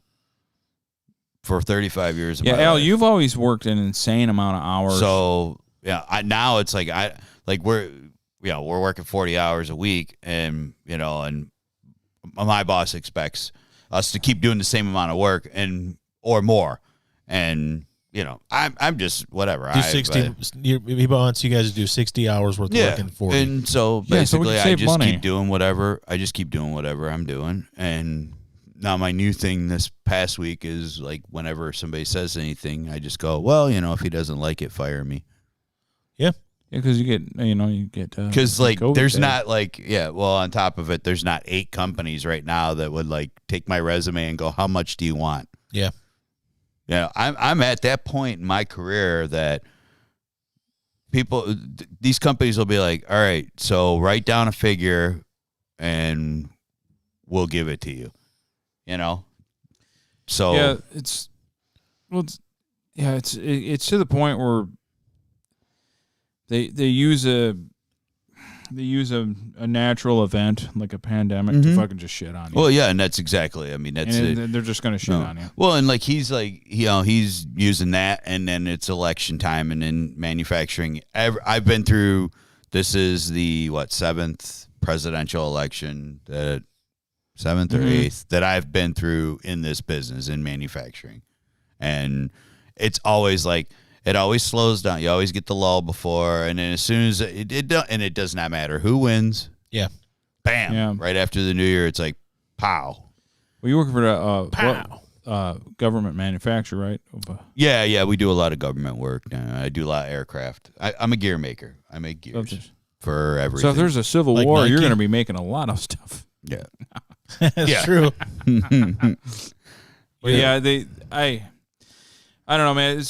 It's to my point. It's to the point where I'm like, dude, I should have probably invested some of my money because it's fucking. Well, annoying. I'm at that point now where I can, and so I'm looking into different things, because now I can do it because I'm not a raging drunk. Yeah. Get some extra cash. That's another thing we have about a thing like drinking. If you do it like every day, it would be pretty expensive. It was expensive because like on top of it, I'd go to bars and I'd gamble and, there's legal gambling going on in there and illegal. I got friends and, God love them. I love all my friends and I'll see them though at the bar all the time. I'm like, dude, that's $75 or $100 at least. Oh, yeah. Every time you do it. Oh, yeah. Every time you do it. Like me at home, like Rolling Rock, to me, I'm mad that I bought Rolling Rock because it's more expensive than Miller Lite. It is. This is going to cost me. It's one day a week. Or one day every other week. I'm thinking like, so people that go to a bar, dude, fuck that. Yeah. Bar is so like. Then you don't want to. I don't want to shit on my friends, but I've been to the bar so many thousands of times, and the amount of pussy withdrawn from the bar is so minimal. Yeah, it's like I know why you're there and it's not working. Don't go there no more. You don't need to go there. Yeah, just if you Yeah, you're that hard up, you can and I mean, hit up obviously, back pages, man. That's what I did for years. We'd go to bars and meet chicks, but it became it became a dying thing. People, there weren't as many women going. No, they're I noticed that too, Al. It's funny you bring that up. They're like the last, I would say, 10 years. Like, where are the women? They're not at the bar. I'll tell you that. Yeah, you find them at certain ones, and then you're like, oh, this is a good bar. There was a lot of chicks at this one. And then you go there the next week and there's none. I'm like, yeah, because they don't just keep going to the same one. It ain't like when I was coming up in the bar scene. Yeah, if women are going to get into alcohol, they're doing the wine shit. Yeah, there's like so many different hard seltzers, White Claws. Yeah. But what for me it was just, all right, well, I'm going because I'm going to drink and watch sports on TV and gamble and you do the Keno. Yeah, and then rip on, and then there'd be the regulars and we'd all rip on each other or rip on everybody else or whatever, and And the main thing you prevented, and like this is a worse fate than death, is you don't want to be the old guy at the bar. And I don't mean the Chris Rock old guy. No, the one who's the one that's like literally like Chris Rock. He's like, he's not old, but he's a little too old to be at the club. No, I mean the old guy at the dive bar. Old. Yeah, that's like in the corner. He's there every day, and then he tells you the same story the last time he told. Yeah, like when I was your age, and like and now you're even old. Like, well, yeah. Yeah, now he's telling you about some chick that he scored with, but that was like 35 years ago. Yeah. And you're like, wait, I remember when that happened. Yeah, I got to get out of here. You guys remember the guy with the Dale Earnhardt? He looked like Travis Tritt with his mullet and the bangs, but he had a Dale Earnhardt jacket, like the number 3, and he would always hang out up here at Stonewood or. Yes. You remember that guy? Yes. And that poor guy was just like, didn't get like what was going on in his life. He goes, when I was 25, it was the best year of my life. Yeah. 10 years later, he's telling some other young guy that I'm aging at that bar. Yeah. And he's telling some young guy the same story. It's like, dude, what is it? Man, why are you at the bar, dude? Why are you at the bar? What movie? Oh, 40-Year-Old Virgin. Yeah. Paul Rudd. Summer of 03. Yeah. Summer of 03, man. These were the best jams. Was it Boner Jams 03? Yep. Funny. Boner Jams. I think a lot of times you think of don't get me wrong. I remember eras like, dude, the summer of 03 was great for me. I was 30 years old, just split up with my wife. I was like having a great time. But it was just a point in my life that was great. There was a lot of other ones too, Yeah, you don't. There's a lot of down ones too. So yeah, I mean, yeah, you get like. Well, I think you remember only the good times of the good times. You don't remember like the other shit. Yeah, I do because I'm sober, so I remember them now. And I forgot they were easy to put behind when you were drunk all the time, but now I'm remembering. I'm like, oh crap, I forgot I did that. You don't remember rustling your friends like cattle, so there wasn't a fight or someone getting stabbed. Yep. You think like, oh, it was so great. We were like, yeah, but I remember always worried about someone getting stabbed or shot. Like, no, it wasn't that great. Yeah. It was great because you were young and you could probably survive a stabbing at that time in your life. Yeah, there's like certain things like, I mean, there's still a lot of days that like I feel shitty a lot of times, and I did a lot of damage to my body, but some of it is I think it's just like I'm healing, I'm rejuvenating in certain ways, Sure. So I mean, because sometimes I feel like $1 million, but the fact is I've kind of just come to realization because I talked to plenty of other guys that are right around my age that are like, I'm like, yeah, man, I gotta take a couple ibuprofen like to get everything moving, and then take a couple later on, and they're like, yeah, you're not telling us anything. Oh, okay, cool. All right. Well, as long as all of you are doing it too, then I don't feel like as bad. All right. Yeah, everybody, or you feel bad. You're like, I'm on this med for this, and this helps my. This is for the knees. This is for the heart. Yeah. And a lot of people are on prescription shit, like not Yeah, see, not like- pain pills. I'm talking about like blood pressure pills. Yeah, and like I quit smoking and drinking, and if I watch like what I eat, I know my blood pressure stays pretty good, so I'm lucky there. Because it was outrageous when I was drinking and smoking. It was really bad at times, like really, really, really bad. Like I should have been in the hospital. Yeah. So Yeah, when they take your blood pressure and they're like, hold on a second. Yeah. They run out. yeah, the room. like when I didn't pass the physical to get the job that I have now. Oh, really? Yes. And he's like, I really recommend that you go to the emergency room. I'm like, yeah, I'm on my way there right now. Well, your blood pressure was. I that go, high. oh, I thought the emergency room. I thought you meant at my house. Yeah, Yeah. Now if I go home, man, I'll yeah. settle I'm gonna down. go home and lay down for a little while. You know.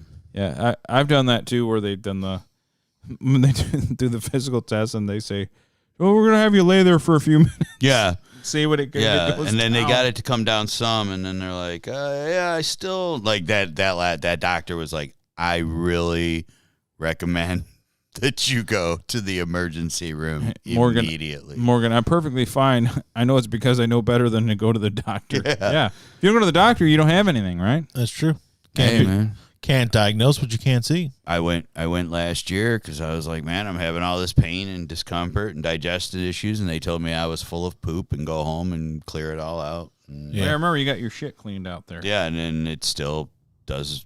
I still have issues. So Yeah. Brian, you were talking about bubble concerts. yes, there. I was going to say, if we ever had a reunion concert, like a which we probably won't do now, but if we were ever going to have a Skarnak reunion concert, it should be a bubble concert. Have you seen those? No. Have you seen this? You've seen Do they dress in bubbles like Bubble Boy? yeah. Oh my God, are you serious? special. Everybody gets their own special individual bubble, and they'll stand there, and you can move around it and stuff, and you're in a bubble watching a concert. Oh, because I saw like some. Was it? Well, at least you're at a over- live concert. It's not a Metallica pre-recorded thing. Because it was, I thought that's where you were going with that bubble concert thing. Because I saw like something like in where they put like the little barricade things around. Everybody had their own little. Yeah, it was like groups of Yeah. 6 max in Yeah. each one. But This so this is one was straight an up like actual- Bubble Boy. It was like a bubble. Oh, dude, we need. You know what? I think we should do a reunion show just to do this. That sounds expensive for us. To set Well, that but you up. just tell them they gotta bring their own bubble. Well, that's not the way it works. Oh, Your ticket price includes the bubble. okay. Well, then they're gonna be in a very expensive ticket price. Yeah, that's true. Well, Good I point. mean, how many people are we gonna get? Like what? Now? 75 people, Well, maybe. maybe. Now, 40, I don't know. 30. I don't know if like we have 75 friends still alive Yeah, no kidding, man. at this Yeah. point. Or that live locally that would go to it. A lot of them live out of state. Or Well, I think about it like, dude, Bry's gone, Jay, our guitar player's gone, my sister's gone. There's a lot of people that ain't even here. I think we'll just do. You know what we should do is do like a GoFundMe to see how many people we could get to show up for a Skarnak. can we just get a GoFundMe to give me some money? Yeah. We have a GoFundMe to help this fucking show. Yeah. How about that GoFundMe? That's a good idea, actually. Go fund us some money. Go fund Radio Underground. Yeah. Why not? Yeah, they You but with the bubble concerts, you also said a bubble con. Bubble We should call it cons. a Bubble Bubble con. con. bub cons, as they call them. Yep. Okay. Bub cons. With the Metallica thing, if it was like their pre-recorded show, and you guys were just talking about alcoholism and stuff too. Yeah, I know. How? So here's the thing.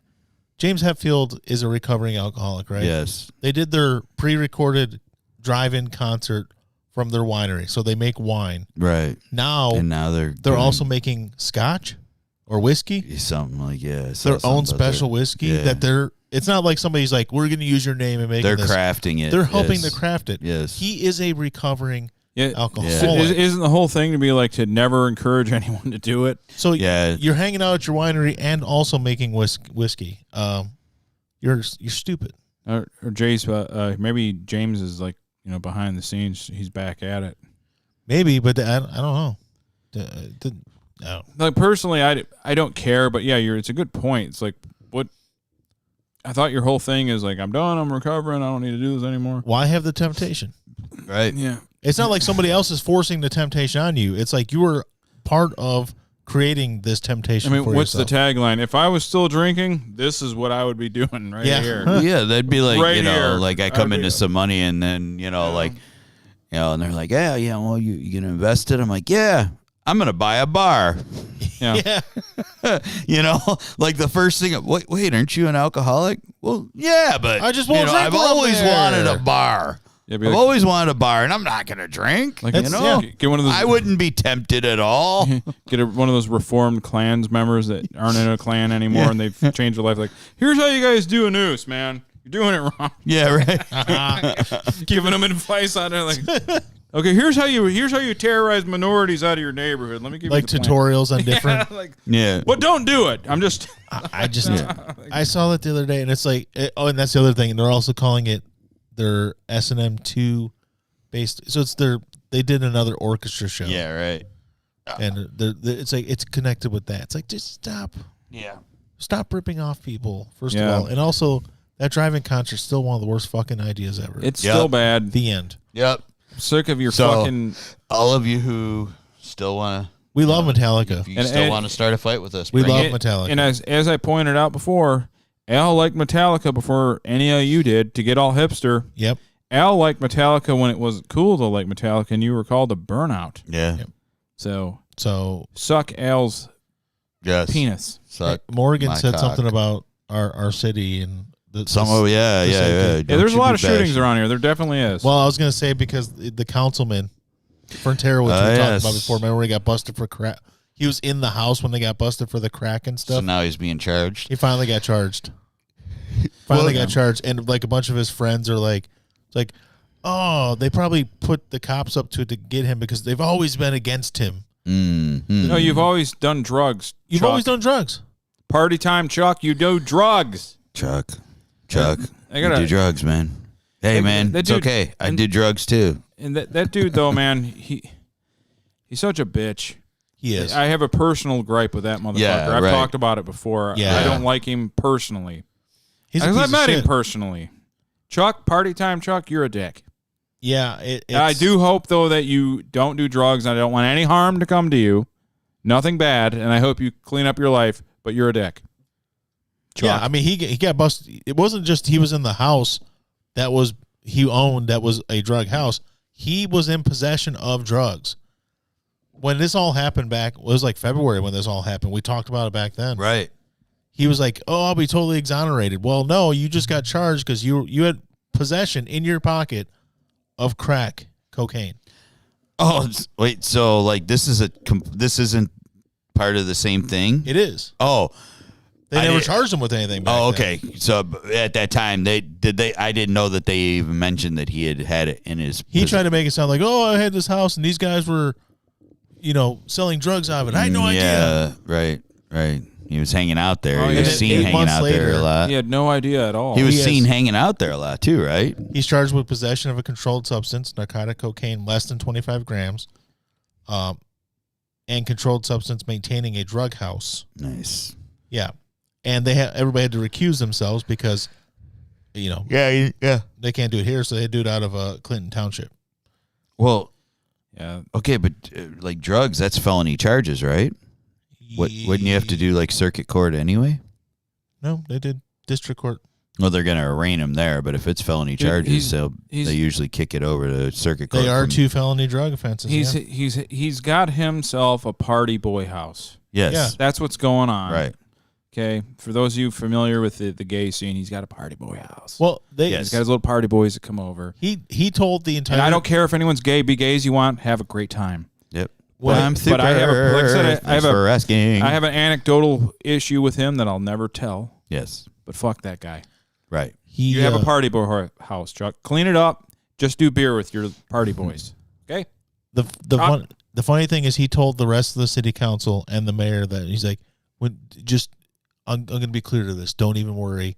It's not going to affect the city. And then all this time later, it comes up and he's like, it's not at all what he told them it was. No, of course not.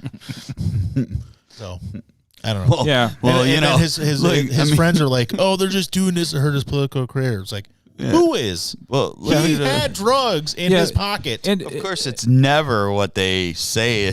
Don't worry, guys. It's not what it looks like. Of course, it's never that way. Michael Vick told the owner of the Atlanta Falcons, "This isn't what it looked like," and then 3 weeks later admitted that he actually drowned freaking dogs that weren't fucking fighting for him. Right? You know. I mean, yes, it happens all the time. They lie. People lie. It's like, dude, the best thing you can do in that situation is like, yeah, I party too much. I have an issue. Yeah. Me and my friends, we're partying. We're getting way out of hand. I'm going to get help. Yeah. That's all you got to do. Yeah. If you do it again, then you're not going to get that same forgiveness. But the first time, you're going to get forgiven. Look, because most people have partied too much. Yeah. Yeah. Well, so everyone's like, hey, look, he had a little party boy set up, whatever. I don't care. The first time. But no, when you do that's not what it seems like. And everybody knows, man, what's up. Everybody knows. Yeah. So just fucking come, especially the first time, not the third. Maybe you got to lie. But the first time, like, all right, I got an issue, man. I got an issue. I'm gonna get help. Well, that's the thing. That's the first thing first is you have to acknowledge that you have a problem. Mm-hmm. Yeah, that's me and my friends are partying way too much. Just say that. I mean, I knew, knowing that you have a problem is not acknowledging it. Really, knowing it's is not. half the battle. Yeah, it's not GI Joe. Yeah, it's not like. I mean, I knew for years that I probably had a bigger problem than I wanted to realize. Yeah. It was a matter of going, okay, this has got to stop. I don't want to be this way anymore. Then you can, and then just be honest with people. Then, because you'll find all the support you need. You'll find it. There will be people there supporting you. You will have friends and family there.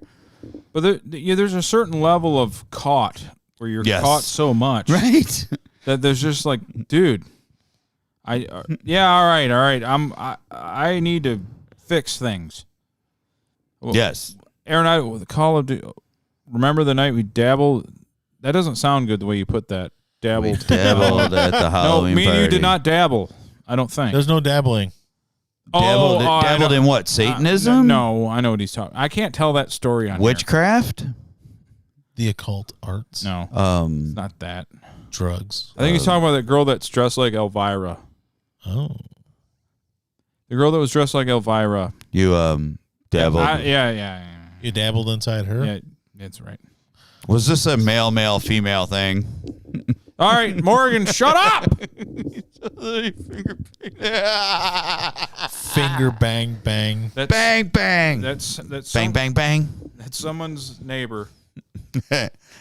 Oh. I'm gonna finger bang bang you into my life. Yeah. All right.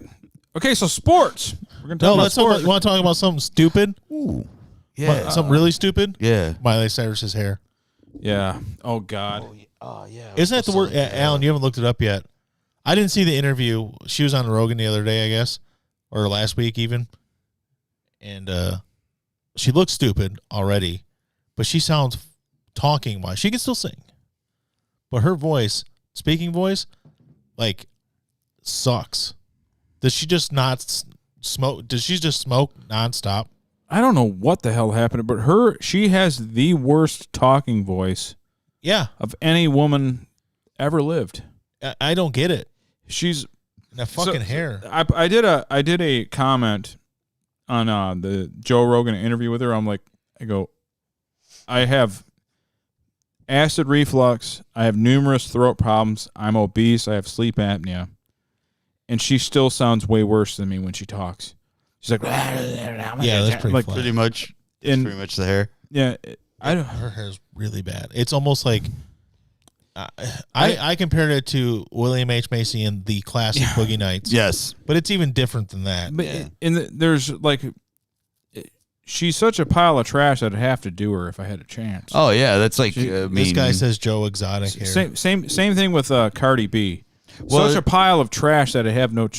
I'm stealing again from Jay Harris, Biker Finger. Yeah, but he said that about Courtney Hull. Yeah, Yeah. So she's such a pile of trash. I'd have to fuck her. That was his quote. It's like what's her name? The last pop singer, Lindsay Lohan. I'm like, yeah, I would totally bang her. And people are like, you would? I'm like, well, yeah, because there's sunken cheekbones. I'm like, from the fucking she's trash.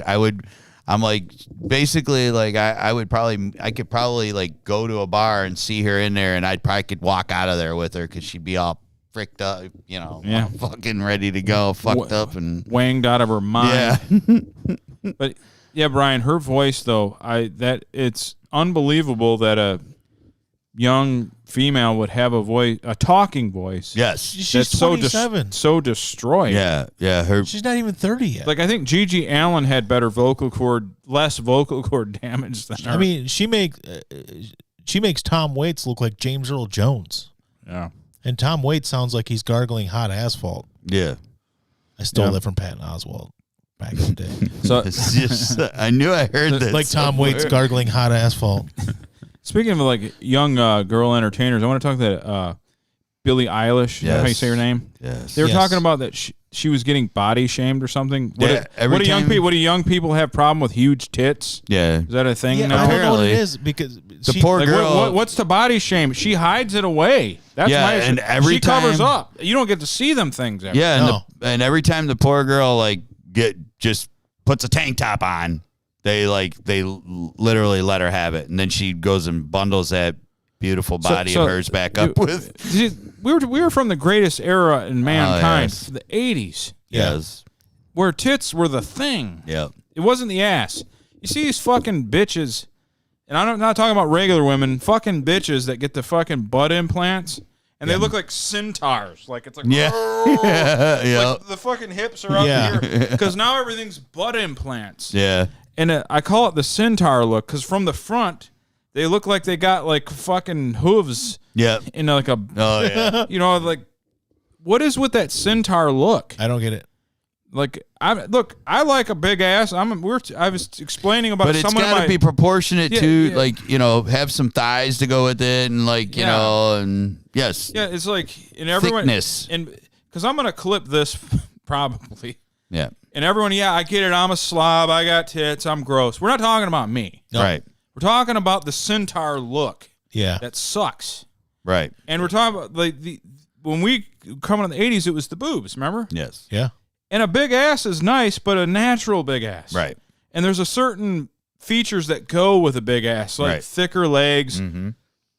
usually Latina Yep. type look. Yes. But when you see these little skinny ass girls with these skinny legs, and then they got this big old ass, it don't fit. No, it doesn't. at all. Go with go with what you got. If you're like a thinner, leaner type girl, go with that look. Like a more like Gwen Stefani's a good example of a Yep. thin girl.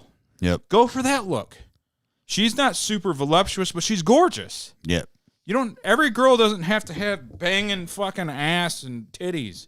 Like there's Well, yeah. go with what your natural. Especially when you got If you're gonna get a little enhancement, get a little. Like it fits you. when you get like big old butt implants jammed in and you get that weird shape now. Yeah. It's It'd like be weird. You're gonna look like one of those dudes that just get the synthol. They have just big arms. You ever see those guys? Yeah, God. They have just like they only get like their arms fucking jacked up. They It's don't like remember no shoulders, no legs, just bicep. It's stupid. remember the steroid dudes on Saturday Night Live. They were all like it was like Jay Moore and Emilio Estevez and all of them. They're all sitting there. They all got pock marks all over the face. Yeah, how much you bench? They're all ripped. It's called How Much You Bench. Yeah. Yeah. But then they had this little tiny, Tiny legs. legs. I remember guys like that were just like they'd be wearing those what the hell were the Zoomies, right? Zoomies, the pants. Yeah. And they'd the have leopard these, look. Yeah, and they'd Yeah. have these super skinny legs, and they'd have these giant chests and arms, and I'm like, dude, why'd they stop working out at They the skipped leg day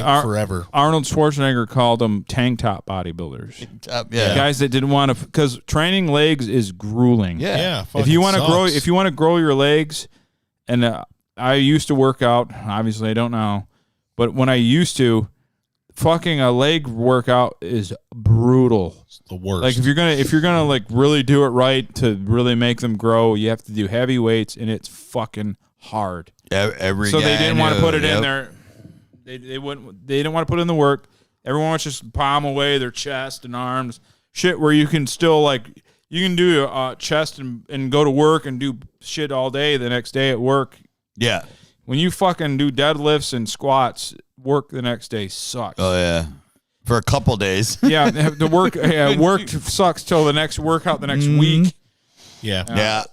Well, I mean, I remember working out with my brother-in-law for a little while, but I remember every guy I know that like they'd be like, "Oh man, tomorrow's leg day," and they'd be like, "I'm dreading tomorrow. It's leg day." I'm like, "Well, then don't do it." No. That'll look funny. Yeah, well, you already do. So You have to. I always did it on Friday, yeah, so I knew I had Saturday, sometimes Saturday, but Sunday. I usually had a day off to just sit there Yeah. because working your legs, if you're going to do it right, it's supposed to hurt and you're supposed to be miserable. You got to tear those muscles down so you Yep. can build them up. I mean, the only thing about doing a chest day would suck is that one of your fucking friends would like poke you. yeah. I hated that, but other than that, you're fine. Now that I'm older, though, being sore at all sucks because you're sore forever. Like you do, it's not a 3 or 4 day soreness; it's like a week. It's a week. Yeah, you're like, okay, I did my legs. I'll be able to train them in February. I think again the next time. It's fucking bad. But yeah, anyway, ladies, back to the point. Don't do the centaur look. It's stupid. Yeah. Don't do it. and Don't do the quit centaur. body shaming Billie Eilish. Yeah, like that Yeah. girl. She's like beautiful, well, and she seems like a pretty sweet kid. Just like yeah, it's not even like in a perverted way. I mean, No. it like is just aesthetic. She has nice large breast. Yeah. But she's like, if she wants to wear a tank top, and jealous quims, don't shame her because you ain't got it. Well, Okay? and it's the other side too is like she was like 16 or 17 and like she happened to have her coat open and she had a tank top on. She had her baggy outfit. yeah, But she had her coat open, tank top, and you could see her boobs. And she was like not quite 17. And someone took a picture of it and posted it. And right away, you had all the. This is the other end, obviously. The perverted men being like, "Oh, look at those tits and stuff." It's like that's an underage girl.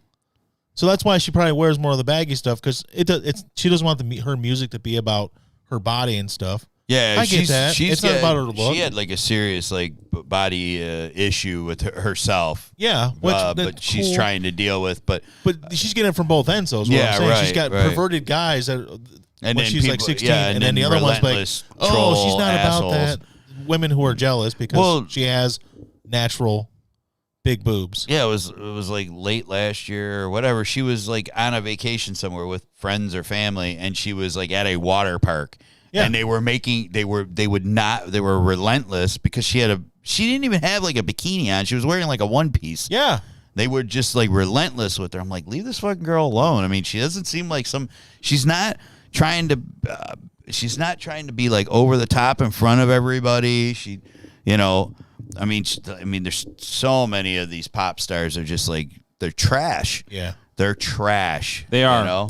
Yeah, she is a girl she is a girl that is trying her best. And look, man, I'll break character for a minute, not be the scumbag that I portray. Yeah, she is trying her best to be a humble person, right, and still getting shit on. Yeah. And you can't, and that just goes to show that you just can't fucking win. You cannot win. You can't win. I mean, you can't win. No, this you poor can't, girl. She could cover up. She could flaunt it. Either whatever. She's gonna get from both shit. sides. Yep. Well, yeah, like she's gonna get shit, and she's trying to be like you said. She's trying to be humble, and the fact is that she is really very good looking. Look, she's an attractive girl, and she seems like a sweetheart. I don't know anything about her. No. I don't care for her music. It's not me. I'm an old fucking man. I don't care about that music. But she seems like a very sweetheart kid. Yeah. She also likes The Office a lot. So I know she like writes a lot of her own stuff too. So I mean, I heard her brother is a good writer too. Yeah, they work together. Yeah, so I do have music. He actually produces the music itself. She does lyrics. So like, I mean, that right there I give her a lot of respect because writing's not easy. Yeah, Morgan, we're talking about Billie Eilish. Yeah. And she William Eyelash. And the only reason I even knew about this girl at all is because she was giving ode to like the '90s stuff from our era. Yeah. She like was giving props to Dave Grohl or Because that's Green pretty Day, much like whoever. what she grew up with. Like, because I knew it, Morgan. I knew it. Here we go. Her parents Morgan are right like, away. Morgan right away. Oh my God, Billy is so sexy. Yep. Hey, Morgan, I got to knew ask you you were a so question. sexy. Morgan, you'll appreciate this. Does it make her sexier that she's one of the biggest Office fans in the world? She's seen every episode 20 times at least, and she knows all the trivia. You know how much you love The Office. Does that make Billie Eilish even sexier to you? You can answer eventually because it'll take you fucking forever. Yeah, 'cause you like, yeah. but yeah, that she just seems like a pretty humble kid to me. Yeah, right. Yeah. From what I'm seeing. Yeah. I don't know. I don't. I actually, I think I do. I have her on Instagram. You perv. I do. I have her on. No. But I believe, like, I added her on Instagram because of something when she was being trolled for something else, and I read something. I think Trolled it was about by Morgan. I think it was about the '90s music and stuff. So I like added her, like, because I was like reading the article and they had something that she wrote on Instagram. So I just clicked on it and I just started following her to see what else she had to say. So, but she doesn't even really post really much on there. Yeah. But I do have a lot of provocative women on there as well. Yeah. I have a lot of suicide girls and Ew. Yeah. yeah. I don't have a lot of Instagram thoughts, as they call them, No. but Is that what they're called? Is that what they call thought. thoughts? That hoe over there. That hoe or that hottie? That hottie. that that hottie. whatever. Either one. over there? Yeah, and I quit following them because they don't love me back. No. I have one that's There's from, no reciprocation. I have one that's from here. That's a suicide girl. She's pretty, like, she's not like over the top, like All the tats and Yeah. no, she's got tats and oh. boobs. I was gonna say What? tits, but she's not like this like smoking hottie or anything. She's cute, but she's a Lions fan. Yeah. And yeah, So she she's like, already depressed. She still That's lives, why she's a suicide She still girl. lives here, and then like she like she like posts when they score a touchdown and stuff, and I'm like, oh, you poor child. Yeah. Well, how She old doesn't are know you? what she's into. I think she's like probably like late 20s or something. Oh, you poor child. It's like befriending a victim that's got Yeah, some right. I just- disease that's going to I just die thought tomorrow. maybe maybe I could just like do my part to help somebody, because she's still like she still believes, like the Skarnak tune covered the Skarnak cover. That was a cover song? Oh no, Yeah, that was a cover Yeah. song. So the only way our name is getting out there right now is either when Brian does an Elizabeth Shue post, Yeah. or I comment as us on YouTube. Yeah. Nothing's working. We're not working. It's not working out. No.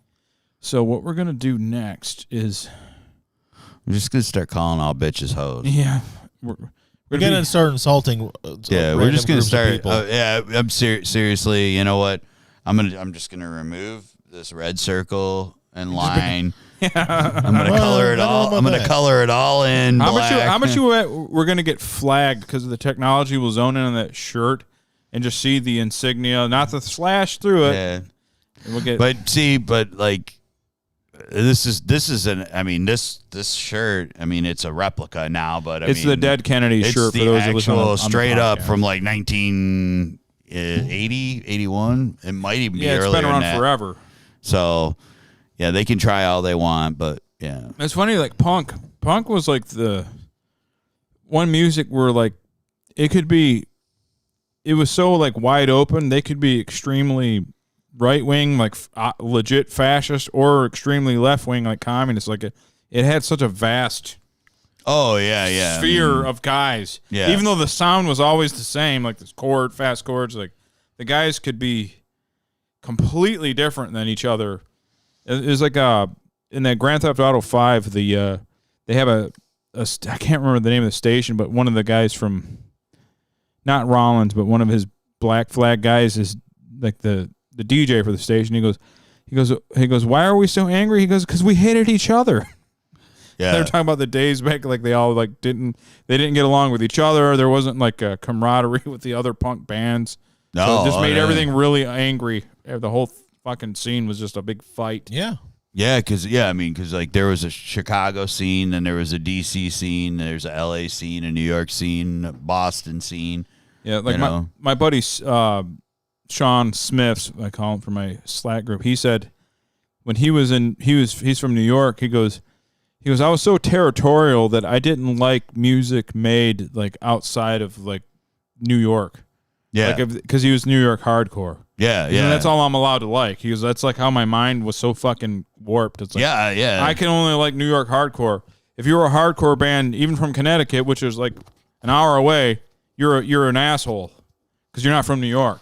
Makes sense. Anybody? I bet you there were guys that broke it down even more. Like if you weren't from Brooklyn, borough, if you weren't from that borough, Yeah, I was like, I try. Nah, I'm not talking about punk. I like some of the old punk, but like one of the like genres, like I never got a whole lot. It was that hardcore, like like Sick of It All, and Life of Agony, Life of Agony. What was another one? Terror. Yeah, like groups like that. I never like got into that shit. No, they were too, like when you get too like into your just yourself. It's like us and then like no one else. I don't know. It's kind of faggotry to me. I just think that's a great word. That's a great way to put it. Yeah, and the same. I was never a big fan either. Same thing with the black metal bands from like Norway. It's like just us. Yeah, everyone else sucks. Like, all right, dude. No, and the funny thing was like, they that black metal scene. Like I seen comments like, oh, they talk about the Florida death metal. I got in an argument with people. And I argued with them all night one night under my real name, not our name, guys. So I'm not defaming us. But I argued with these people that were fans of black metal. Yeah, and they were shitting on the Florida death metal scene. I'm like, he goes, they didn't have nothing on this. They weren't nearly as because Varg and them guys were burning churches and shit, whatever. I'm like, listen here, motherfucker. Deicide and Obituary. You talk about Florida because it's just warm. I go, they're in more danger on the way to their practice space. In a bad neighborhood in Jacksonville, Tampa or something like that, than you were in your fucking little Nordic country. Yeah, with nothing but white people. Yeah. Right. Okay, fucking. When I go, you're from America. Your practice space is in a ghetto. Yeah, right. And you're at risk going to fucking get your equipment to play. And so don't give me this shit with it like, oh, we're way more hardcore up here. No, you aren't gonna get shot. The only way you're gonna get shot is by a guy in the band. Yeah, because you're trying to make a new album cover. Well, I got to kill somebody. Okay. I'm gonna kill my fucking singer so I can have a great album art. It's like fuck you. I never really got into any of that. I like it. I do like some of it. It was really good. Some of it. I never really listened to a lot of it because I just thought it was because I don't like the scene. I like the. That's art. what I mean. Like the scene just seemed so gimmicky that I was like, I don't want to even listen to the music. Extremely gimmicky, and that's why I just like it deterred me from even listening to the music and becoming a fan of the music because of that. Yeah, and it was like pro wrestling, but like. Yeah, because Bry liked some of it, and then he was like, and he was like, oh yeah, check this band out, and then even once he started seeing that there was this whole storyline, he was like, he goes, I don't really listen to any of that because the gimmicky shit just drove him nuts. So it was like there's like that extreme, and then there was like the New York hardcore extreme. Yep, you're from New York. Yeah, man. right. Man, shut up, dude. That was the same thing too. Like when we first heard those bands, like. We were like, oh, okay, that's all right. And then, when we started seeing what they were kind of about, I was like, I don't really. Yeah, you're like everybody. They're acting like they're a 1% biker. Like you don't wear this bottom rocker, dude. You don't claim New York. Shut up, dude. It's fucking music. Yeah. Shut up. It's like just play your fucking music for whoever wants to enjoy it. Yeah, that's why you do art. Or I don't want this band coming through here. Yeah, Stop. Because when Deicide went to one of them places, Sweden, I think it was Sweden, someone detonated a pipe bomb you know, because Glenn Benton's here. No, Yeah. Glenn Benton would have beat your ass. Yeah. Okay. He kills squirrels. Yeah. He's mean. Yeah, he's a mean guy. We always listen to the live version of Children of the Underworld. He's like, all right, so we're all mic'd up. All right, so we're going to do this. All right, this is Children of the Underworld. We always listen to that version of it just because I love when he goes, all right, so we're mic'd up back there? All right, so we're going to do this? The funniest thing about like them that when they were first called not deicide, they were called Ammon. Yeah. But it's spelled Ammon, like from Yeah, like, Amon. yeah, like Ammon Marth, but it was just Ammon. I don't know why they call it whatever. But they were the first show they ever played like publicly was on a public access show in Tampa or some. And there's this nerdy like guy that looked like Jason Alexander from Seinfeld. Like he had the balding. Yeah. He's like, all right, these guys they sent me their demo and they are very noisy. Here is Very noisy. here is Amen. Amen. And they get on there and it's fucking deicide, dude. Yeah. And they were all like 19. Yeah. And it was like Slayer on steroids. And they're like, and this dude's just like, They sent me their demo and they're very noisy. this is like 1987. Yeah. So like Winger is what's on the fucking radio. Right. And then there's this shit. This guy's thinking like, I'll get a heavy metal guy I'll get this Winger kid in here. Like that's what they're thinking. Yeah. No. You got deicide. Yeah. And yeah. It's fucking hilarious. I'll show you after the show. I'll show you guys. Yeah, the video. It's I fucking totally hilarious. want to see this now. It's fucking hilarious. I totally want to see this. You know, if I had sound, I would just play it here because no one's watching anyway. I would just play it, but I don't have the sound routed right. Yeah. Yeah. But it is fucking hilarious. And this guy looks scared while he's interviewing him. And well, here it was it the is. '80s. Of course, they were scared of like rock stars. Yeah, and they were dressed like they had a different look. They didn't have the satanic look. They had like a they almost look like Legion of Doom except silver. Like the shoulder pads and shit were So they had silver look. like spiky stuff. Almost like too. they're from the future. Oh yeah. Semi-guar Yeah. look. Okay. Yeah, but whatever. Yeah. Yeah. And I'm really bummed out. I looked at the Xbox launch list again for the new. I'm not going to buy the new console. No, there's no reason to. Because I said if they have Flight Simulator on there day one, Yeah. I'll get it. They don't. I looked, no Flight Simulator. So the overheating is not true. That's a lie. Okay. That's not what That I is- heard. My that- PlayStation buddies told me it was true. Yeah, that is a lie put out by the PlayStation people. It's like political now. Everything's It's gotten that like way. it's like the Democrats versus Republicans. They put out the PlayStation people put out that it's overheating, it's blowing up. No, it isn't. It's not true. and Not true. My buddy Phil Spencer told me that's not true. And the Yeah. Game Pass will include Assassin's Creed Valhalla. That game looks really good. Yeah, it does. Okay. I'm kind of Vikinged out. Yeah, at least they this- didn't go with the Ragnarok thing. They're like, Yeah. no, Valhalla. There's a this lot time. there's the Thor stuff. There's the Viking show.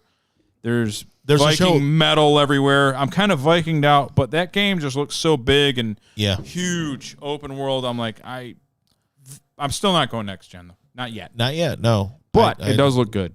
It's enticing. It just, I'm glad that because it was originally they were going to call it Ragnarok, and they're like, yeah, there's a lot of stuff like you said, Thor. Yeah. There's a show literally called Ragnarok that's on Netflix. It's too much. They're like, let's call this one a Valhalla. That'd be cooler. Yeah. I'm like, Okay. thank you. But it looks great. It looks like Valhalla, dude. It's That's it looks like a really good, and because of the technology and they're able to make things easier. yeah. They probably just put a couple years into it, but it's going to be bigger than like GTA 5 in terms of size. It's Because they just huge. have the technology now. It's going to be huge. I'm glad they added that. Plus, they're also going to add the EA, the Game Pass, the EA. Yep. What the fuck they call it? You know the thing I'm talking about. So you get to The play. EA Access. Yes, thank you. So Access. so EA Access is going to be piggybacked onto Game Pass subscription. Which is a big deal too. So we're not getting like we're promised the Halo Infinite, which I don't care about. No. There's other people, Morgan, who care a lot about Halo, and they're disappointed they're not getting Infinite. Morgan. But you're getting something. Morgan. Valhalla and EA access. And Morgan's infinitely Morgan. disappointed. Infinitely. Morgan. But yeah, you got 6 months free Spotify.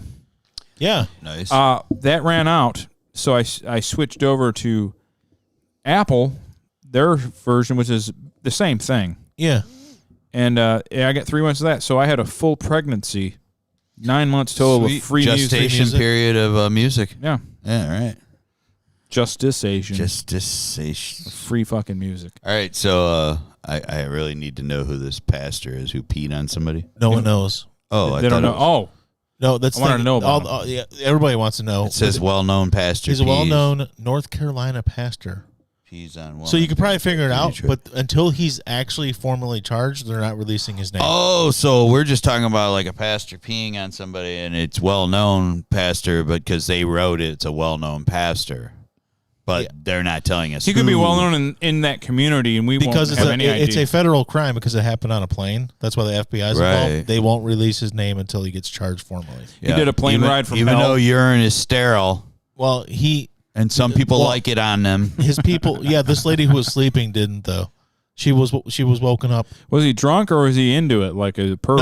No, his team is saying that he took something to help him sleep, and he had a bad reaction to it, so he woke up and peed on somebody. So basically, like his true colors came out that he really is into dirty stuff. And I mean, it could be. Yeah, have you ever got? No, that's been generally so drunk what it that is. You like right. peed into a dresser drawer or something. Yes, I Maybe did it's something like exactly that. and I peed right onto somebody's brand new carpet once in their spare bedroom.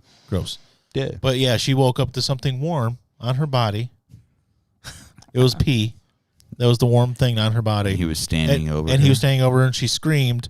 And according to her, his private area was still out, and he shook it off, and she screamed again, and it woke up the air marshal, the sky marshal that was on the plane So they were on a flight to Detroit, from Vegas. So we got a new commenter. and they were all Ronaldus. sleeping. She was. It was a red eye. Says free Kyle. I assuming you're talking about Kyle Rittenhouse. Yeah, he'll be freed. He'll be let out. He shot a child molester. It's okay. But No one cares. so she woke up to this, and then they arrested him, and then his people were like, "Oh, yeah, he took some sleeping pills, and it made him pee on somebody." But they won't say his name. I've never had sleeping pills make me pee on someone. No, No. but But I've never mean, taken sleeping pills. I don't know. I mean, I've been drunk where I've peed in places I wasn't supposed to, but Yeah. Yeah, I've done the where you get super drunk and then you wake up with your pants at your ankles because you were about to do something. yeah, and then you didn't And make you- it that far. Yeah, Yeah, right. I've done that, but I've Yeah. never done the pee on someone thing because Yeah. I think someone might have a little issue. And you pass out and it's like chilly, He's a so you're like Yeah. you're all like shriveled up, and you're like, oh my god, I'm glad nobody walked in here. yeah, that dude. I don't know, man. The pissing pastor. Yeah, I'm still Yeah, trying to figure pissing out, see if pastor. anybody's just posted their theories on it, but I haven't found anything yet. They won't say. I mean, I guess you could get he could have just been totally fucked up and just done, but it doesn't Yeah, make like sense. he took something to sleep as well as 7 bottles of vodka. The mini bar bottles. Again, it goes back to the point where I was talking about party time Chuck. Yeah. Just admit, like, hey, man, I Yeah. partied way too hard. Right. Just admit it. Just I don't remember. I don't even. I didn't realize I peed on you. I'm gonna go get treatment now though because then Yeah, I've got a problem.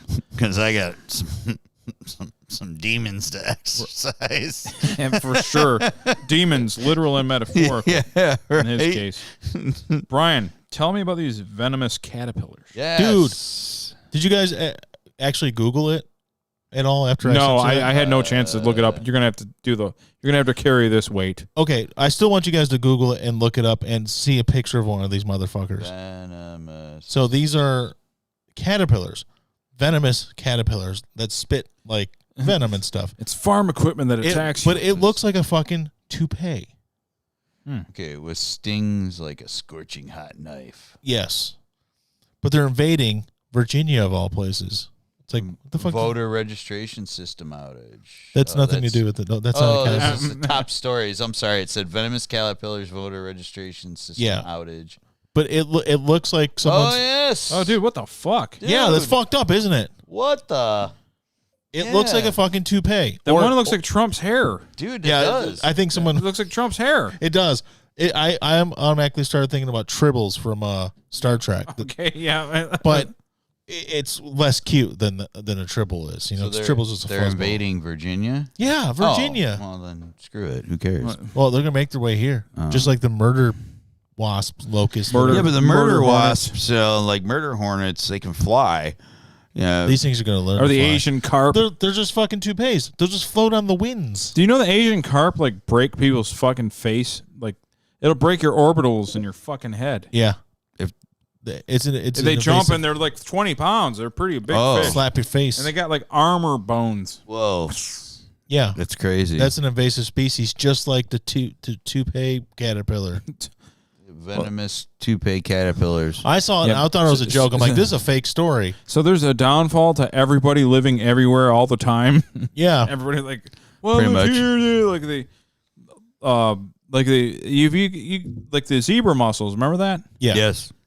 They I don't know where they're from originally. It's probably Asia, where everything crazy is, and it's stuck as like with the barnacles at the bottom of the ships, and then it made it here to the Great Lakes. Yep. And they made the lake so clear because they killed all the bacteria and everything that the seaweed fucking was growing. No matter how deep the fucking lake was, the seaweed was because the sun was getting all the way down to the bottom of that lake. Yeah. Right. The zebra mussel is from Russia or Ukraine. Ukraine. Yep. So that's Russian collusion, man. Yep. That's what it is. It is. It's a Russian collusion. Yeah. Wish it had Russian Kahlua. That sounds like collusion a little bit. No, it doesn't sound good. That's White Russian. a white Russian. White Russian. White Russian. So But yeah, those caterpillars, they're need to fucking set, fucking fucked up, man. set 'em I on can't fire. believe I'm looking at that thing. Yeah, that's crazy looking. I saw it and I honestly thought that it was fake. I'm like, this is a fake story. I got to look this up. And it was on multiple news outlets. It's real. They are scary. Dale would survive it. Probably. He'd eat fight it. and live. Well, the thing is, they It would talk cure, about it would cure his cat AIDS. It's venom. they're talking about the murder hornet. So like everyone look how dangerous and deadly these murder hornets. And then someone put it like in a small enclosure with a praying mantis. Yeah. Praying mantis grabbed it and fucking ate it right away. Like psst, boom, nothing. Praying mantis. Just, My dad, care. my dad had one in a jar he caught, and he wanted to show me. He's like, oh, "Look what I found!" Like my dad's 7 years old. Like what? He's like, "It's praying mantis." Like, oh, it's cool, man. He's like, but then he told me he's like, "It's so when Matthew comes." Like, oh, okay. I'm like, "What the fuck are you showing?" I'm like, it's romantic. yeah, no. He was like wanting to show me for Matthew. Oh, my- romantic. yeah. I think you said romantic. No, It's and I so was, romantic. There's nothing more I was romantic. Like, what? I'm gonna go up to the hottest girl I can find. Praying mantis. Praying Because like mantis. She's just going Isn't to it, like, drop your pants right isn't now. the praying mantis like after they like mate, they like rip the head off of the male and eat it? I Yeah. think they do. Yeah. Yeah. They like kill the male after. Spider. There's some spider species too where the female are like way bigger than the males. Yeah, yeah. Black, there's Black like Widow, I think. yeah. There's one that like they only mate once in their life, and like so the male. Oh, they're called a Mike. So the male, so the male has to like really like they're really taking a risk because pretty much once they've mated that one time, like you're prey to them. They don't really care. So like they're taking a risk, like trying to like entice them into mating, like because they could easily just get killed. Yeah, yeah, I've seen it. And then there's one of them where they're thrusting into the female as the female is like ripping their head off, eating them. Yeah, literally. yeah. It's, So it's They like, don't care if they're headless. They want to get off. we're going full Rogan here with It's like- the science. yeah. It's I mean, guess like Here, Jeremy, pull that shit up. guess it's yeah. Right. Well, pull that shit up where the female eats the male. Let's pull that up, Jeremy. Like, I was going to message you earlier. I'm like, Mike, I need you to get a drop. Yeah, what's I need you to get the end of the Home Improvement song with the Oh. end of the song and like Tim doing the Oh. because I was they're going to talk the about kid, yeah. the oldest one, Brad, tried to strangle his girlfriend. Oh, He got yeah. arrested and stuff. I'm like, we need that drop. It's a perfect thing to go with that. Well, the good thing is he did it in Oregon, which isn't really that progressive of a state, and he'll get right off for violence against women.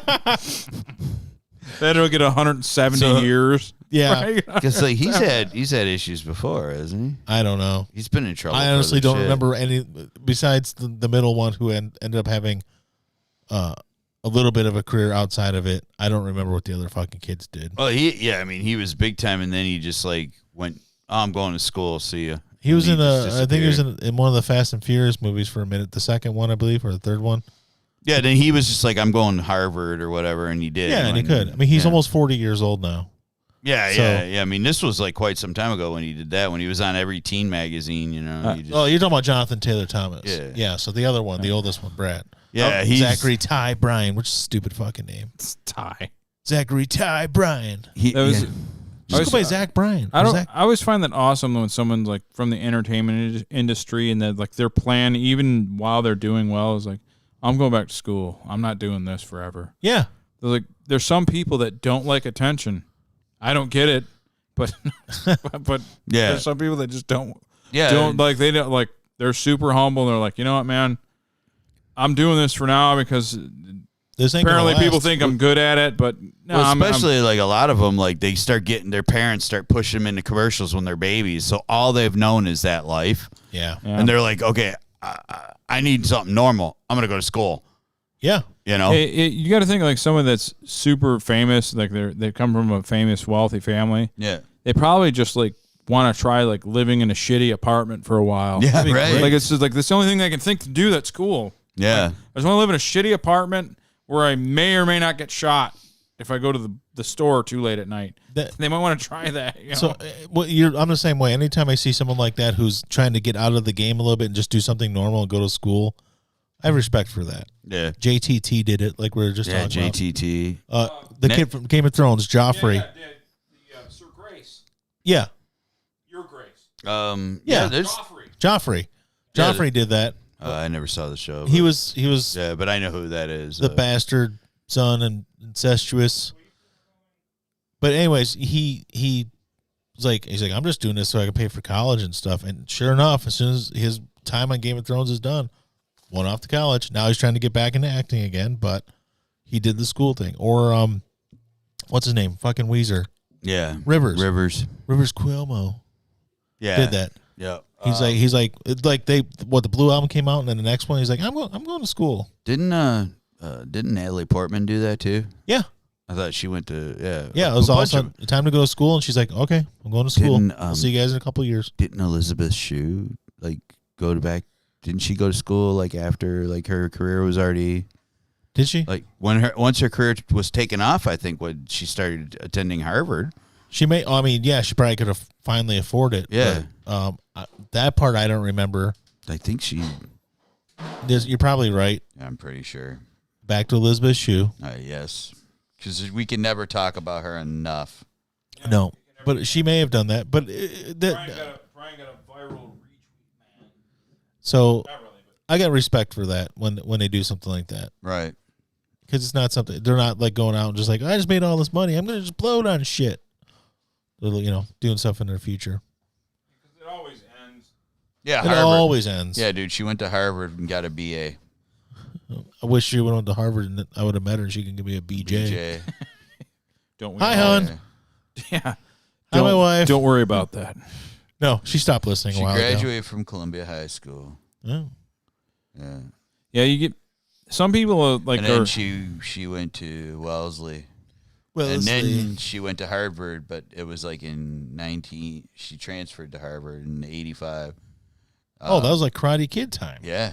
That was before she did the second Yeah. Back to the Future or Adventures in Babysitting or anything. But she was already on her career was already on its way, Yeah. yeah.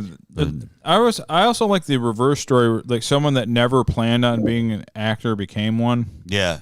And one of them is that kid that played the bully in Napoleon Dynamite. You guys ever seen Napoleon Dynamite? Yeah. The one kid that played the bully, that, give me your tots. That kid. I don't know the name in the movie. I don't either anymore. But what happened was they just needed him to do a couple scenes visually because he had kind of an intimidating look. Like he's a local kid from Idaho, like not just a farm boy. Yeah. And but when they asked him to do a line or something, like to read a line, he did it really well.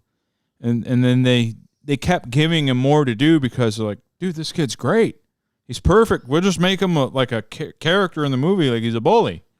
And it just worked out because his natural charisma or whatever, with zero acting training, worked, And the same, Johnny Depp is another person who's a slightly... He wanted to be a rock star. Yeah, well, what happened with Depp was he went to just sit with a friend while he auditioned for a film. He was going to be a model because he's, Depp's a great-looking guy. But he went just to the audition with his friend who was auditioning for Nightmare on Elm Street. Yeah. And the casting guy's like, are you auditioning? He's like, no, it's my friend here. And he's like, no, you're coming in. Because they looked at him and like, look at this fucking kid. Yeah. They're like, Jesus. And they had him go in. They're like, totally, we're going to let him get murdered. No acting experience, no nothing. And they were like, yeah, you're in, dude. So, the point is be hot. Yeah, basically, like he was going to be, it was modeling just so that he could live, so he could play in a band because that's what he wanted. He was a musician, first and foremost. And his first start, what was his lead role? His first lead was Crybaby, right?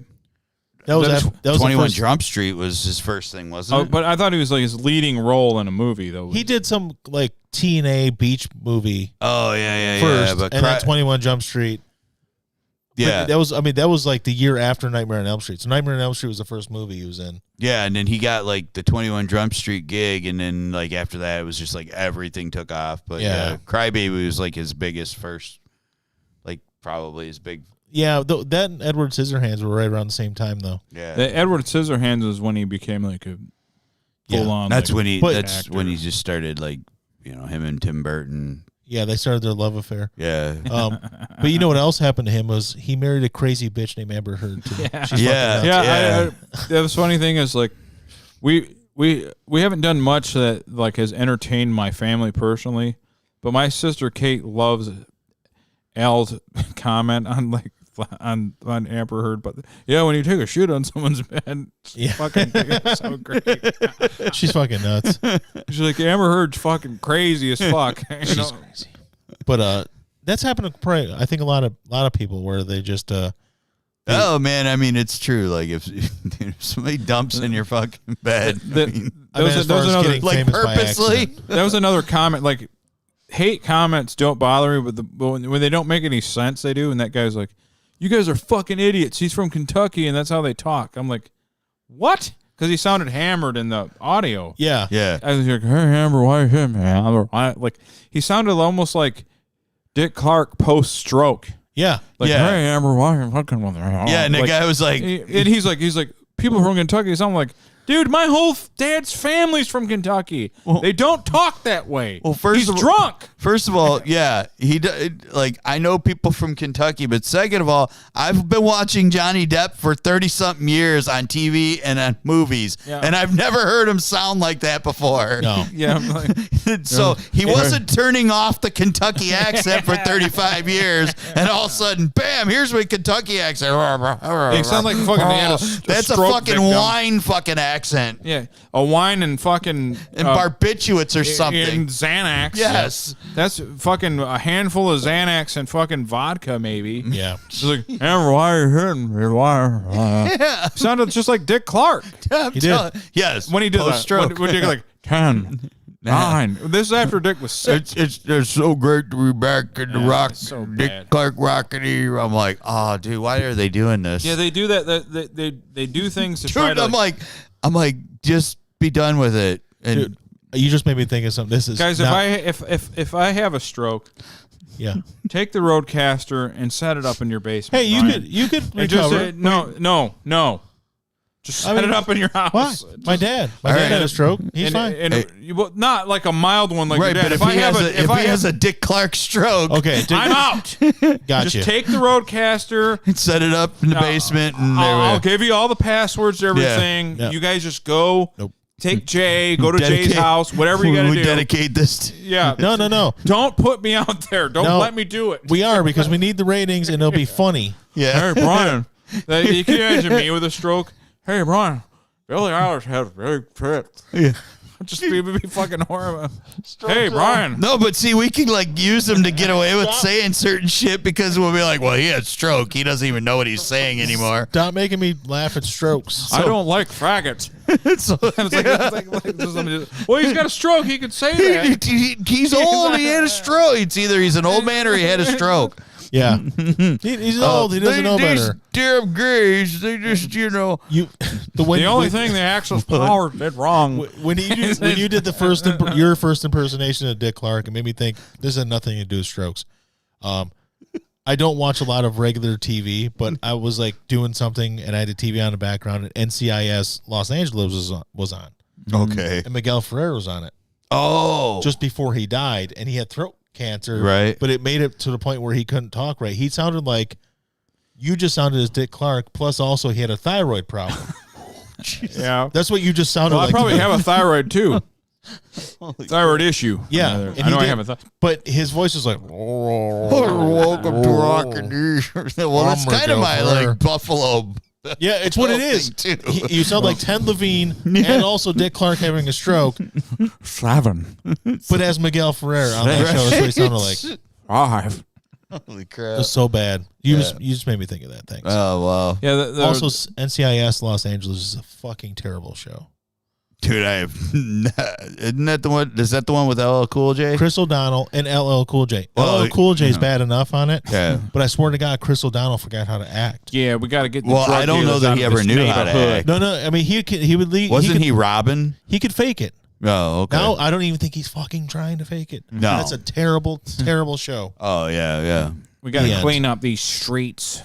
LL, at least, it seems like he's legitimately trying to act. Chris O'Donnell's just like, I'm getting a paycheck for like the last 13 years. I bet on the when show. Whatever. LL like sees Cardi B making all these millions, he looks at his wife Coco, who's a better version of that bloated, the face surgery, and like she's better looking. Like Wait, that's Ice-T's. Ice-T. I'm sorry. Yeah.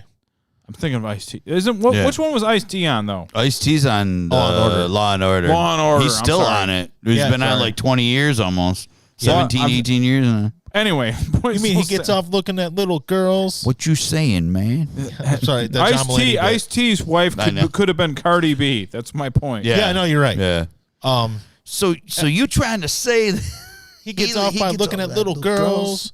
Sorry, I love John Mulaney's bit. Dude, the so much. Law and Order bit is just great. It's great. He's like, I could watch 3 hours of Ice-T just coming up. All I remember about that show or any of those Law and Order or crime mystery shows when you lived here with me, Al. Yeah. Your woman Rachel never stopped watching. Yeah, CSI. It was 24 hours a day. It was like CSI everything. And she would lay on that couch right there on her side. Yep. CSI, Law and Order. I would wake up, I would go to bed, she's watching all that. Yep. So Law and Order gets to the point, it's kind of dry, whereas CSI, there's always something crazy happening, you know? Yeah. I like CSI. But like the original, the first few seasons of the original Law and Order, it was like, it was from the headlines. It was gritty though. It was like different. You know? I liked it. And dark like, and crisp. And it was like, and like when he imitates, like he goes, the guy never. They're talking about a double homicide, and he never stops loading that truck. Yeah. Yeah, he worked here. Must have been about 7 months ago. Yeah. Like, yeah, I saw her. The bartender is like, I saw her. Yeah. He was here about 7:43, 7:44. Yeah. Yeah, look, he's like, they're dealing with all your witnesses have a fucking photographic she memory. Looked fine. Every but one the of them. dude she was with didn't look happy. I'm telling you, if you've never listened to John Mulaney. I have stuff happen at work, and it would be like maybe Wednesday this week. Yeah. Okay, so some of this 2580 got delivered to. What are you talking about? Well, you took it there. I'm like, I don't remember taking any of that, and I definitely did, Dude. I don't remember I'll but do you that. did. I'm like, what are you? I don't. What are you talking about? I will- So I'd be a terrible witness for a crime. I guess is my point. I will ship something out, and like somebody come out the next day and was like, "Yeah, remember yesterday you shipped this out?" I'm like, "Fuck, what?" Yeah. It's like, "Yeah, you shipped it out." It was like 18 hours ago. I'm like, Well, maybe. Yeah. Like- if someone came to me like, this guy raped somebody in June of I don't know. What are you talking about? But I could tell you every single minute of the Lost Boys. Yeah. But I can't tell you what happened 18 hours ago. I can't control what rapists do that came over. What do you See, like a lot of times at work, I won't remember certain stuff. They'll be like, yeah, you ran this. I don't remember that job. But sometimes I do remember, and I just don't care, and I want to watch their faces and reactions. So I go, yeah, I don't remember what you're talking about. No, it was just yesterday. I don't know, man. Well, there's the I don't know. the other thing called covering your ass. That's part of it, too. But And you're but like, it'll oh, be- I do that too. Like, Yeah. you remember and you definitely remember like, oh, it was supposed to be 3 of them, not 2. Oh, Yeah. But you're like, oh, wait, no, Some of I this sent will out be- 3. I sent out 3, James, 3. some of mine He's will like, be just no, silly it was shit. only 2 they got sent. I'm like, well, I sent 3. I can't help it if one got lost in the mix. Dude, I had the You one just fessed up. the one young guy who's kind of like helping boss around the day shift. Yeah. Yeah, basically everybody just messes with him and like gives him a bunch of crap because he's kind of an idiot and he's Yeah. kind of a tool. Makes sense. Yeah, like he was looking for something. He's like, "Did you finish this job?" And he was looking for where it was. I'm like, I don't even think I ran that. He goes, "No, you ran it like all last week." I'm like, "Oh man, I don't." And No, that was I'm someone like, else. "Dude, I don't know. He goes, "You don't remember where you put it?" I'm like, "No, man, I don't know." And I just like, What you talking about, man? he was going, and I just did it just because I wanted to see him like go absolutely, yeah. And so the next day, one guy comes in early over everybody else, and I'm like, "So did Matt find that?" He goes, "Dude, he was wandering around here all day looking for that." I'm like, "I never moved it from the machine I ran it on." It's still sitting there the whole time. He's like, "Oh, are you serious?" I'm like, "Yeah." So that's why when he asked me a stupid question like that, I just said I didn't know what he was talking about. Yeah, well- Dude, he thought like, Like, I'm like, "Oh yeah, I was totally fucking." you with signed him. off on this job? No, man, I don't know what you're talking about. Yeah, or when you got to cover for somebody you like. Oh yeah. Who signed for this shit? Like as a customer of mine, and like I know it was like, oh dude, LJ signed for that. I'm like, LJ, man. Like, who signed for it? Like their boss is calling my boss, like, who signed for it? I'm like, I don't know, man. I just remember dropping it and leaving it there, Yeah, man. I think it was Jim. Billy. His name was Billy. You make up a name of somebody you know doesn't work there. Yeah. I think his name was Billy. He was the new kid. They have the same warehouse guy. I think they were. I think it was Asian. Yeah, it was the black kid, man. We don't have any black kids. So that's who signed for it. Wait, you don't have any black kids? What are you, racist? Yeah. Yeah. You need to hire a black kid then, Mr. Patterson, so it's all fair. You don't believe in equal opportunity? Exactly. Because it definitely wasn't. Were you trying to LJ. hold a brother down? Yeah. Definitely was not. So what you're trying to say? Oh Yeah, man. man. The funny the weirdest customer I have, not because he's weird, but just his name versus his ethnicity. He's a Mexican guy named Noel. That's weird. So like Noel's usually like a white dude's name or really religious white dude typically. Yeah. His name's Noel. Or some annoying. But he's like British dude Oh yeah, who played in a band? named and Oasis. so like so I just thought it was weird that his name was Noel. Yeah, it's either a white dude or a British dude with a brother named Liam. yeah. That's always saying dicky shit. And Oh, gosh, how is he even still relevant? When was the last time he put an album out? I don't know. But But- yet he so- rips on everybody's music. The funniest thing was his battle with the guys from Blur, Yeah. Yeah. and they had a rivalry. Yeah. And because they're like that, the Gallagher brothers are like the hooligan type, Cockney, like, Uh-huh. "Oh, don't muck about it, mash your face." They're like that old Yeah. almost like hooligan. Yeah, exactly. Shit. Hooligan. Yeah. Yeah, and the Blur guys were like the more posh, like the military is here, Yeah. like The officers, the like typical Brits, like British officers. and they were talking shit about each other, and they didn't know how to handle it when the Gallagher brothers was like, "Come on, let's go, come on," Yeah. because they're like they're like not the working class kids and they're not used to brawls and shit. So the Gallagher brothers show up to just fight them like straight up. Like, Yeah. we're there's doing it. and We're fighting. Let's do it. The whole feud between the Gallagher brothers, it's kind of funny because Now they hate each other. They hate there's everybody. like people that like side with Liam and people that side with Noel, and I'm just like, I'm like, all right, Liam's just a drunk. He's just like he's a straight up asshole because he's a wastoid. Yeah. What's your excuse? Noel is just a fucking dick. He's a dick. He He's just doesn't an drink or anything. He's asshole. just mean. He's just an asshole to everybody. He's just a dick. He's a Scot. Like South Park reference. Yeah, he is. You're a dick. Well, the thing is, them two brothers, their hatred of one another. The one guy refused. Who's the one that just sings? That's Liam. Yeah. Yeah. Okay, Liam tried to like fuck the show up, and he hated his brother and wanted to make the band look bad because man, and he didn't sing. Yeah. So the fucking Noel plays the guitar and sings the parts. Yeah. And it sounds fine. It sounds just like they sound exactly alike. Sound exactly the same. Like, dude, they don't need your ass. No. And you're being a dick, and he's yelling, he's heckling the show of his own band. Mm-hmm. You ever see that video? Yeah. He's yelling down from a balcony like a theater, like Fox Theater, not a huge stadium, like a theater. And he's screaming and heckling the show of his own band, and his brother is like arguing with him while he's playing and singing his brother's.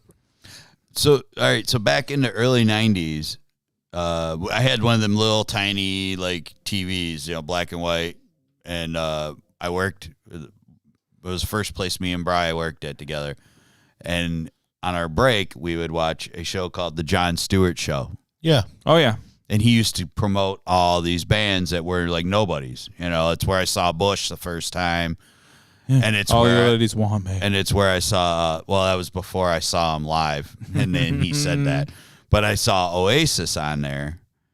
And then Oasis was on there again, like the next year. Okay. And I think his show lasted, 2 or 3 years or something like that. But the next time they were on there was right after, like, they got into a fight and he left the band and Noel Gallagher was just singing all the parts, and I'm like, wait, I thought they had another dude that sang for him.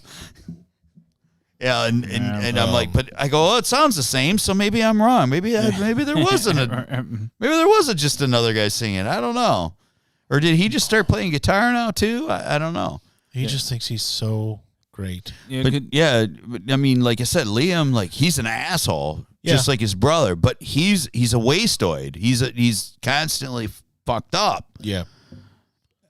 What's Noel's excuse? He's just a fucking dick. He thinks he's like, and he is a perfectionist. And I mean, he's wrote some great music, but I mean, like, when was the last time you were relevant? I don't know. I will say that they must have some pretty good sense of human sensory perception of their music and stuff, because I remember this black guy I work with, Tony, Wonderwall was on, and I went to turn it because I figured there's no way he wants to listen. There's no way Tony's listening to this. And he goes, hey, yo, hold up, Mike. Yeah, I'm like, what? He was like, I like this song. I'm like, yeah. Okay. Yeah. Like, I imagine he probably suppressing it because he can't listen to Wonderwall in the hood. No. He's like, he can't be fucking playing, oh, maybe. Well, there's actually signs in the neighborhood saying no Wonderwall. Yeah. His fucking, the red zone would come at him. Red zone shit. Yeah. Biker Finger Jay's brother-in-law, his wife's sister's husband is, they've been together for like 25 years or something like that. He's a black man. Wayne.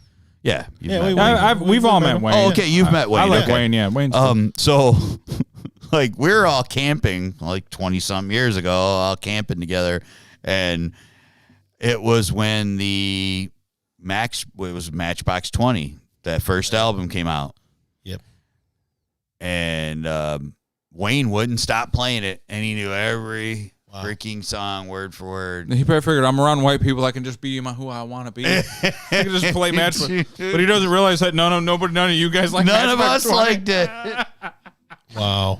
And he just wouldn't quit playing. Jay's like, I'm gonna kill this man. I'm gonna drown him. I'm gonna drown him in the river. Yeah. I'm gonna drown him in the river. I'm like, yeah. And I kept like that was like we were getting drunk later on, and I kept walking by Jay going, take me to the river. Yeah, like I've told the story on here though. I worked with another black guy named Adam, and he loved the Vulgar. He loved Vulgar by Pantera. Yeah, fucking loved it, and he liked this love. He liked this love particularly. That was like he loved that jam, but he like made me play. He's like, put Vulgar on, man. I'm like, all right, cool. Yeah, because when they go back home, they gotta play fucking NWA. They gotta play that shit. But when they were with me, like, hey, put in Vulgar, man. Put in Wonderwall. Yeah, You're feeding him the propaganda. Yeah, Stuff he can't get. Yeah, it was like, well, like The because censored stuff. we get to, it's easier for us. We get to, yeah, dude, I love NWA. Put it on, sure. Yep. But it's easier for like that's not the same stigma for them. Yeah, right. When they're down the hood, they can't exactly play like speed metal at their fucking at the Crip party. You know, like it's not the same thing. There's like these young guys. They're probably in their late teens, early 20s that live like around the block from Neil, and we've seen them all. And they're all standing out in front of their house, and they got this look on their face like they're hard.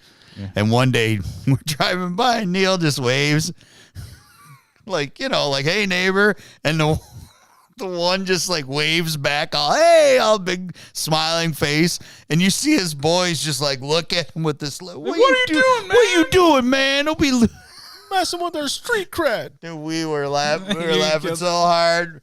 Oh my god, man, we were laughing so hard at that. Yeah, because he just totally like nerdy white dude just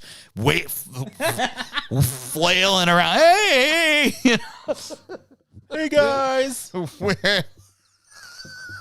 was like, that just happened, man.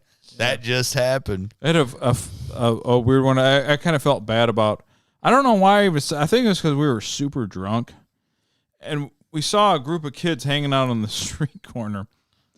And a couple of them were black. They're mixed mash of kids, but like there's a black kid in a backpack. I don't know why. It was a joke Brian said when we were down in the ghetto, like gun to like scare me. Remember that? Yeah.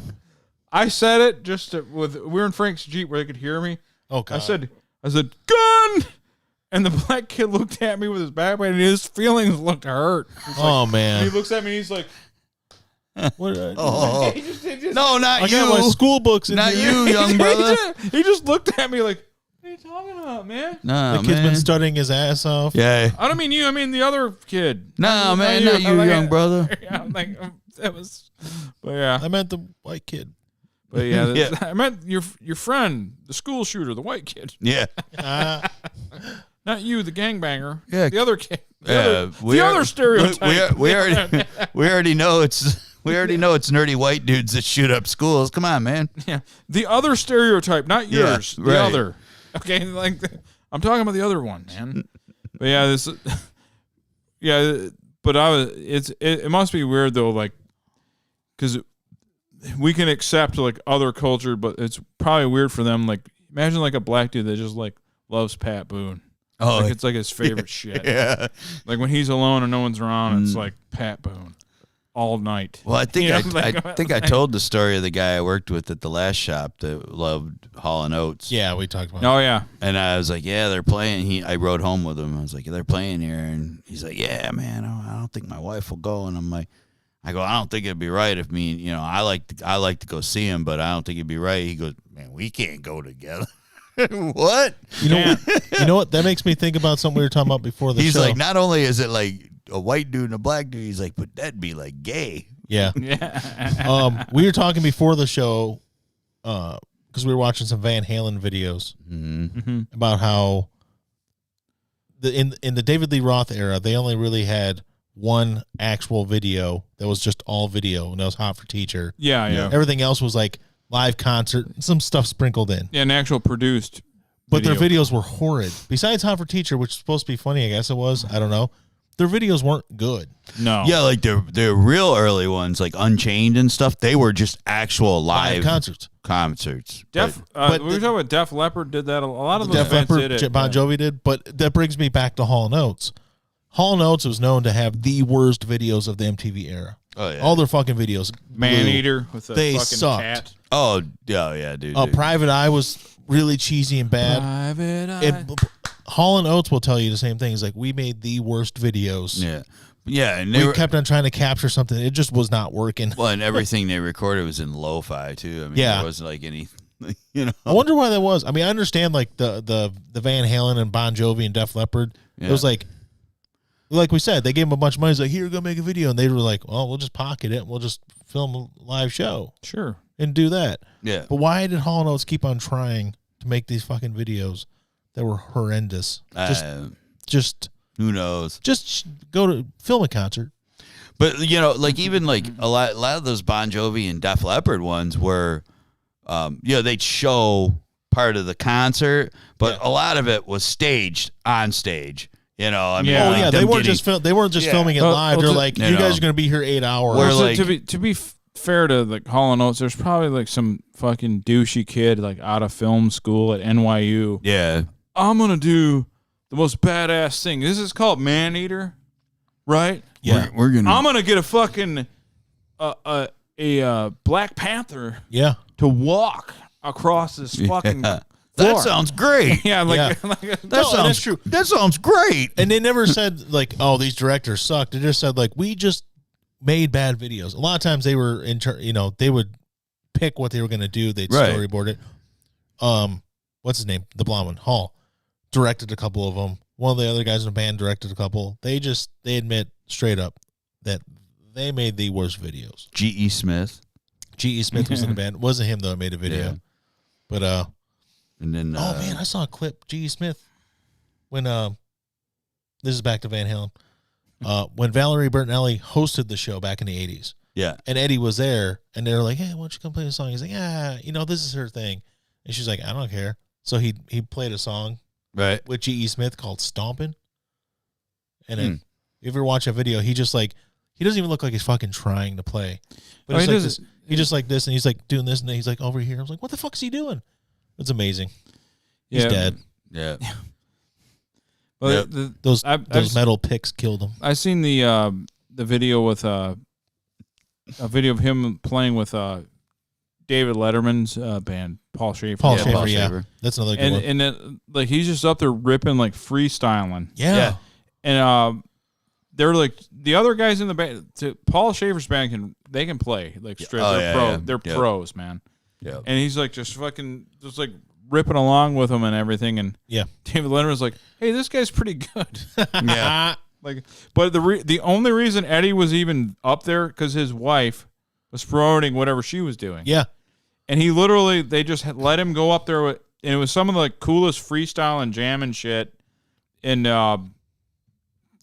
he's just an amazing fucking musician. That's where that Saturday Night Live clip was too. It wasn't like a song. It's just something they threw together. Right. And it fucking ripped. It was awesome. Well, Well, like, G.E. Smith isn't a slouch. G.E. Smith can He can go. jam. He can play, He dude. can play. Yeah. It's we were talking last week that like him being the most pretty much right at the top of the most influential guitar players.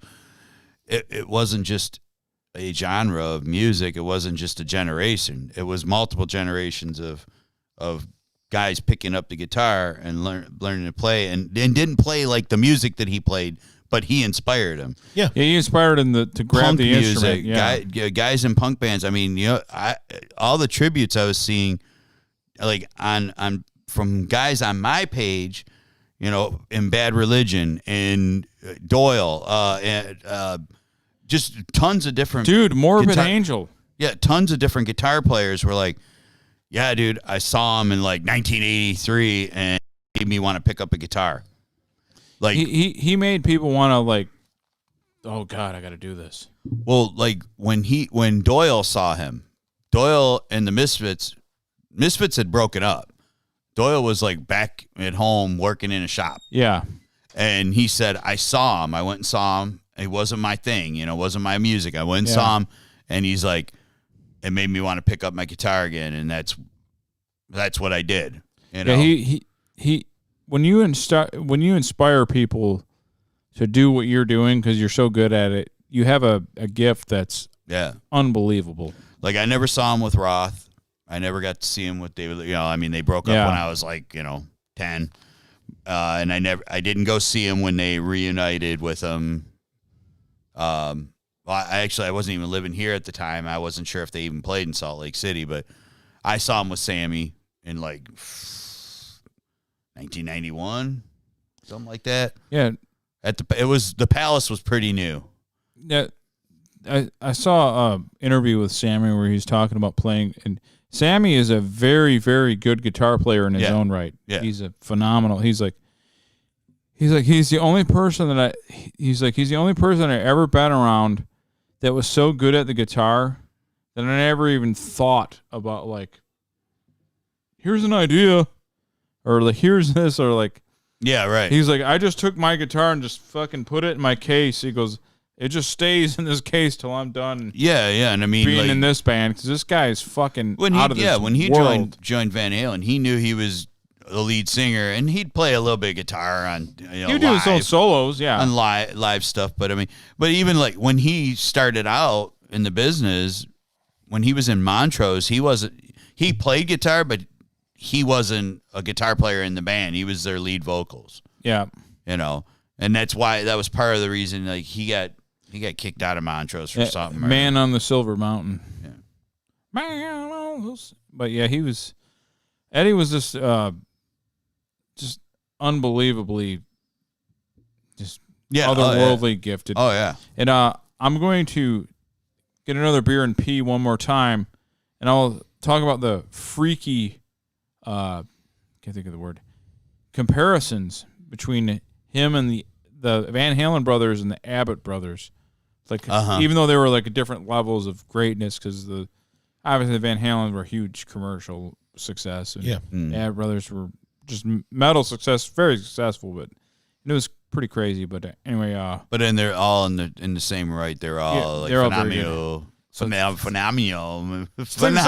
Think of something to talk about YP now. We'll think of something. Yeah, we'll think of something, man. I'm drinking, and I'm Dick Clark, and oh God, dude, this is so wrong.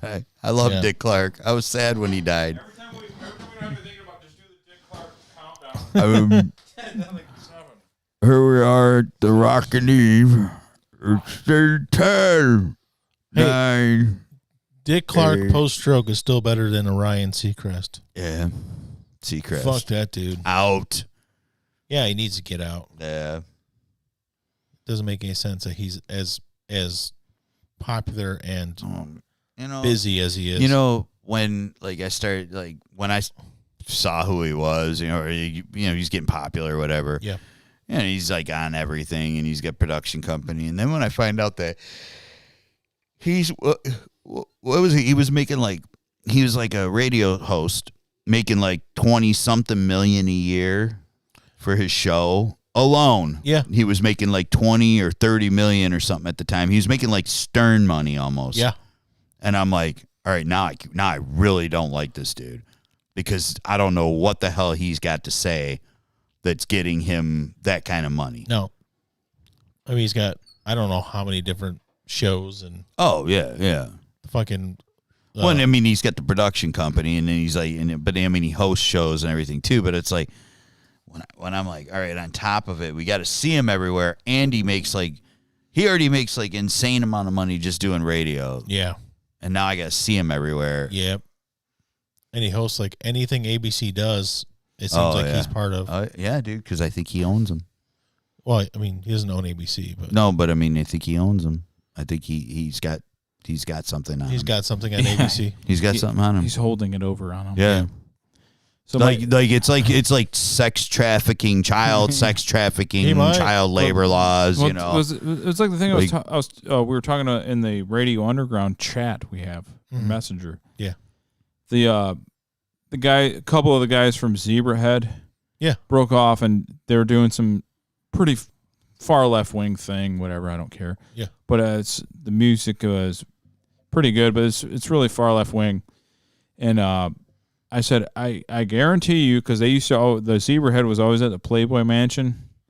I guarantee you, like, they won't talk anything about, like, the Playboy Mansion, even when Trump was there, who they're, like, probably have an issue with. Because it seems like there's a code of silence about that mansion. It just seems, you don't like, it doesn't matter, because, like, Trump was there in the 80s and 90s all the time, probably getting pussy, whatever.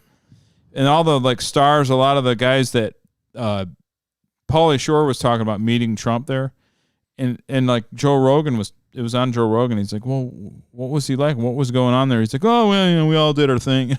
Like, no one wants to talk about, no matter what their political affiliation is, where they're at present day. Like, nobody talks about. I remember what happened in that place. I remember, seeing something with James Caan being interviewed, and they asked him about like going to the Playboy Mansion. He's like. And he just like gave the guy like a dirty look. He's like, they went there and fucked young girls. He goes, we just hung out, or whatever he said. But it was like that short. It was like 4 words. None of your basically saying none of your fucking business what we did. Because they sold that mansion, obviously. Yeah. And they had like the whole place was tendered off like an E.T. movie. Yeah. And they were like ripping up those tunnels that were underneath it, like elaborate tunnels and shit. Yeah. No, I'm not saying there was Epstein. That's not what I'm saying. No, it was all there. Everybody there was adults. They were fully within their legal rights to have it. But everybody had an agreement. Like Tracy Lords was there. Yeah. I don't care where you're at in life. I don't care if it's Trump or Ron Perlman, people that hate each other right now or whatever. Everybody was like. We don't talk about what we did there. Yeah. Like, who was it that brought up the Elvis room? Was that Morgan? I think it was, yeah. Yeah. There was, whenever Elvis was there, stuff would happen in his room. And, like, when Elvis died, they locked up that room, and it was, like, no one ever wanted that room. It doesn't exist. The room doesn't exist. Yeah, boarded off. The thing is, like, people always say, like, well, like, why would Elvis need to go there to do that? Or why would Brian Wilson need to go to what's his name, Charlie Manson, to get pussy because he had a harem or whatever, and he'd fuck. The issue is simple. They're like rock stars. They don't have time to like go around and find all these girls. If you go there, it's all there. Yeah, right. It's convenience. Yeah. Like, why do I do DoorDash? I can get food out of my fridge. Yeah. DoorDash is convenient. So convenient. So you just go to the Playboy Mansion. Take 3 or 4 girls you pick and go down one of them love tunnels. They got under the place. Before you get into her love tunnel. Yeah, exactly. Well, there wasn't like Hef was into like watching. He was a cuck. Yeah, he liked cream pie cleanup. He liked to watch like everybody do shit. Well, whatever, man. He's voyeuristic. You're in his. But I mean, you're in his spot, man. But they were saying that he did like they were talking about like him later on, the last 20 years or whatever of his life, and I'm like, yeah, because he probably did everything else. Yeah. Beforehand, all he liked to do was watch movies and stuff with the girls in the last few years because he fucking did literally everything you could possibly ever do. Well, you get to a point where you're like, I've talked about it here before. You've seen so much perversion and filth on the internet. At some point, you probably just want to hug. Yeah. Yeah. I just want to hug you. Oh, yeah. Like we talked about. Let's wear sweaters and hug. We talked about how the younger generations nowadays, like the porn that they're desensitized to. Yeah. Mm-hmm. They think that it's all about gagging and choking and, Yeah, you don't face fuck your wife. That's what I'm telling them, yeah. Believe me, you don't. It's not normal. No, you go and get a hooker for that. If you know what's good for you, you don't. Yeah, I can't see you cupping someone you care about's face. Yeah.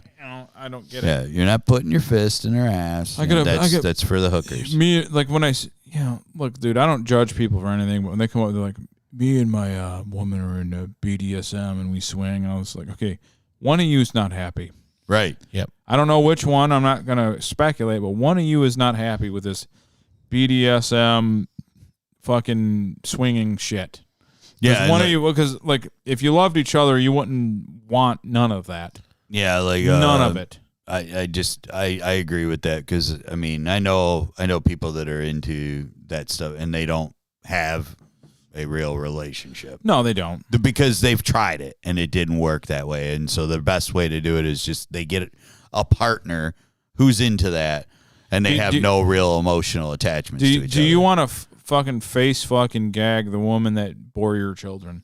Right. No, you don't. I feel like strangling her sometimes. Yeah. So, well, that's different. Yeah. That's Yeah, negative violence, which is always acceptable. As long as you're not close-fisted, it's just a smack. I told you guys about It's just a smack. How did Sean Connery put it? Yeah. Like, Single calm guy- them down. single guy checking in with the advice. It's just to calm them down. Listen to me. It's when they're getting out of control. Here's how you never have pussy ever. Talk about this. Real quick, Mike. Parallels. Oh, yeah. Abbott Brothers, Van Halen Brothers. Yeah. Yes. Okay. It's kind of almost like, remember that email we had back in it would have to be the late 90s, the comparisons between Lincoln and Kennedy. Kennedy had they were both murdered by Southerners that were real idealistic. They were both, Kennedy had a press secretary named Lincoln. Lincoln had a press secretary named Kennedy. Like, everything was inverted. Yeah. Abbott Brothers, Van Halen. Both of them had a virtuoso guitar player in the band. Mm-hmm.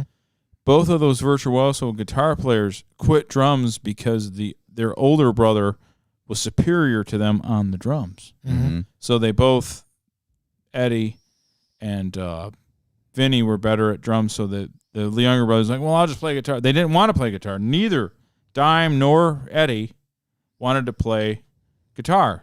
They just kind of got pushed into it because the brothers were better at the drums. Both came from musician fathers that didn't make a lot of money doing music, but they were musicians. Yeah. Mm-hmm. Both were very close. There's a couple other things I'm leaving out. That Both were Asian. Yeah. No. Maybe no Indonesian on the Abbott side. They had dark hair, both. Yeah. I guess. But even that right there is kind of weird. Just weird. Dark hair. But then there was God, I'm flaming out. But there was a couple. There was a bunch of different coincidences, like 10, like that between the Abbott brothers and the Van Halen brothers. And when they finally met and like hung out, like the four of them, like 3 weeks later, Dimebag was murdered. Yeah. So like they went all this time, and Eddie even said, "I felt like I've known these two my whole life because they were like so much in common." Yeah. And it totally would have been like a total friendship forever. Right. Like that would have just went on for eternity. Like Zack Attack, Friends Forever. Yeah, like friend. Yeah, exactly. Then exactly. Dime got murdered, and then he made a special guitar.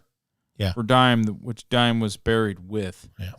And in the Kiss casket too, by the way. The Kiss casket. That's right. And Gene Simmons probably made money off that. I'm sure he did. Probably charged him. He's like, I'll give it to you for half price. He didn't give it to him for free. Half price. I know Dime was a big fan of ours, but I'll still charge him $10,000. Hey, that's half price right there.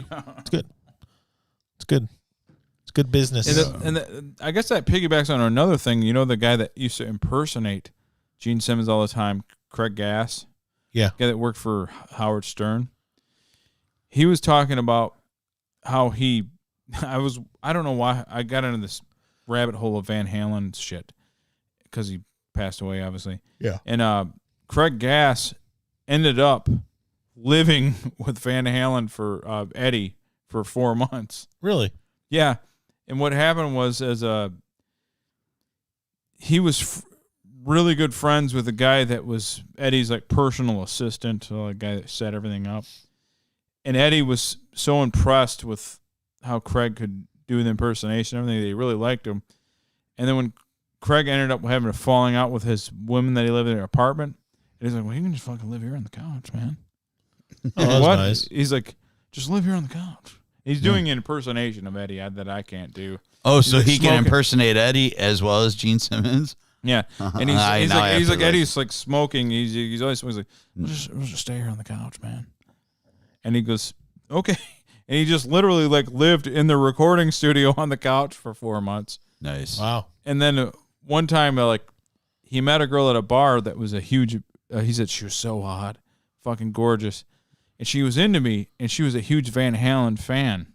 And he goes, Well, it just so happens. He goes, and I was living at Van Halen's house. So he's like, here's how I'm gonna seal the deal. And he's like, I'm sealing the deal. He's like, I call Eddie on the phone. Eddie, I got a huge fan of yours. She's totally hot. She's totally into me. He's like, yeah, dude, come over, get some pussy. Come on.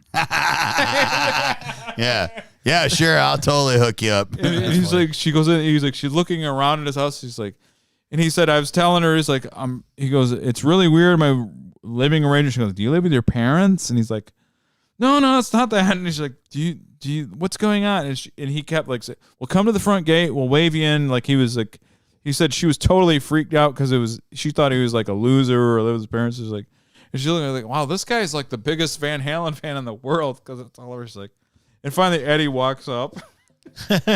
He's like, yeah, it's Eddie's house. He's like, I had a good night that night. Yeah, I bet.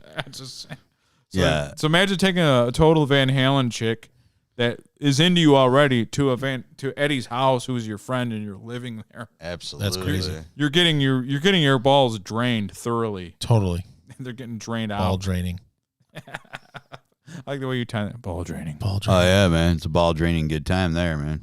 Are we up Yeah. against time? No, but we can end it. Us? Unless you guys got anything else you want to talk about at all. Got 7 You were talking minutes. about Lincoln and Kennedy earlier, and speaking of Kennedy, happy birthday to Lee Harvey Oswald. Is it his birthday? October 18th. Oh, because it's Are you after- fucking serious, dude? Yeah. Hey man, nice shot. I'm pretty sure it's today. Hey, man. It's past midnight, so It's the 18th, Lee. right? yeah. Happy birthday, Lee Harvey Oswald. And his whole team of shooters, because there's Yeah. no way it was just him. He's not a patsy. Yeah, him. Like the video is like Yeah. different. Like, it's one guy from this one tower. There's no government collusion there. Yeah, he had the bolt action shitty ass rifle. Yeah. It's like, Somehow he's able to, cock it and everything like in record time. the Jesse Ventura video is like, this is bullshit, because he's like trying to mimic it to Yeah. prove it's like. He's like, I was a Navy SEAL back in 19. Yeah. It's like, there's I agree no with you way. on that one, Jesse Ventura. That is bullshit. Jesse Ventura, we believe you. Yes. You gotta know the facts. He's something. Yeah, Is He's still alive, right? Jesse Ventura? Oh yeah, Jesse's alive, man. No, Lee Harvey Oswald's dead. No, I know that. Yeah, he got killed on network TV. I saw it. Yeah, my dad Danny told me. Aiello, Danny Aiello Jack killed him, Ruby right? killed him. That's what I I thought. remember my dad told me that story. He's like, I remember my dad was watching it when it happened. Yeah. He's like, yeah, I'm just sitting there watching TV. So he goes, Oswald, just shoots him. And another one, the super famous Bud Dwyer suicide, Yeah. where you fucking, hey man, nice shot. There's many music made out of it. That when you look in the comments or you can watch the suicide, I still think on YouTube people are posting. It's like, there's people in Pennsylvania, like just kids and shit, just watching it, and the dude fucking necked himself. Like, Hold on a minute. right Hold on a minute. Yeah, he's like, oh, this will hurt no one. Yeah. Just like, that was his last words. This will hurt no one. Just offed himself. Takes a 357 right out of a manila envelope and just Pop. And the funny thing is, nowadays Bud Dwyer would be like a saint. Yeah. Politicians now are such scum. He would like what he did would be like no one would even talk. Bud Dwyer could do 10 times what he did, and no one would even care nowadays. Like, oh God, they all siphon money. Who cares? Bud, get out of here. I thought you did something bad. Yeah, right. Wait, what? They all steal. Yeah. Okay, you're rich now and you weren't before. Oh, yeah, whatever. You mean you're a politician? Yeah. Oh, okay. But Bud, he kind of got necked himself. So Yeah. don't look up the Bud Dwyer suicide unless you unless you want to wake up a little bit. Watch it late. No. Watch it. I've seen it.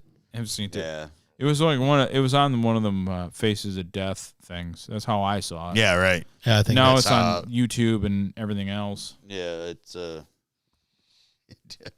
When I first saw it, because I'm not from Pennsylvania, I didn't see this the live won't hurt broadcast. anyone. This will hurt no one. Yeah, this will hurt no one.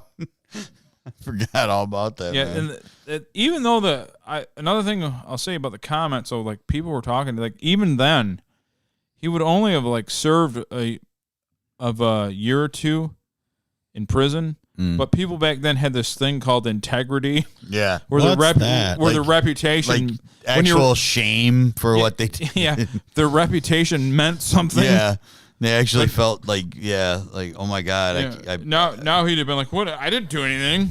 Yeah. What? So I took a few bucks. Shut up. Yeah. Like that would be Bud now. Yeah. Yeah. But back then it was like, oh God, I stole $30,000. It was like people just had so much pride back then. Yeah. Pride will kill you. We're Radio Underground. Thank you.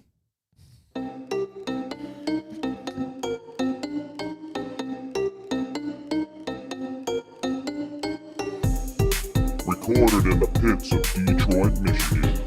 Your ass is listening to Radio Underground.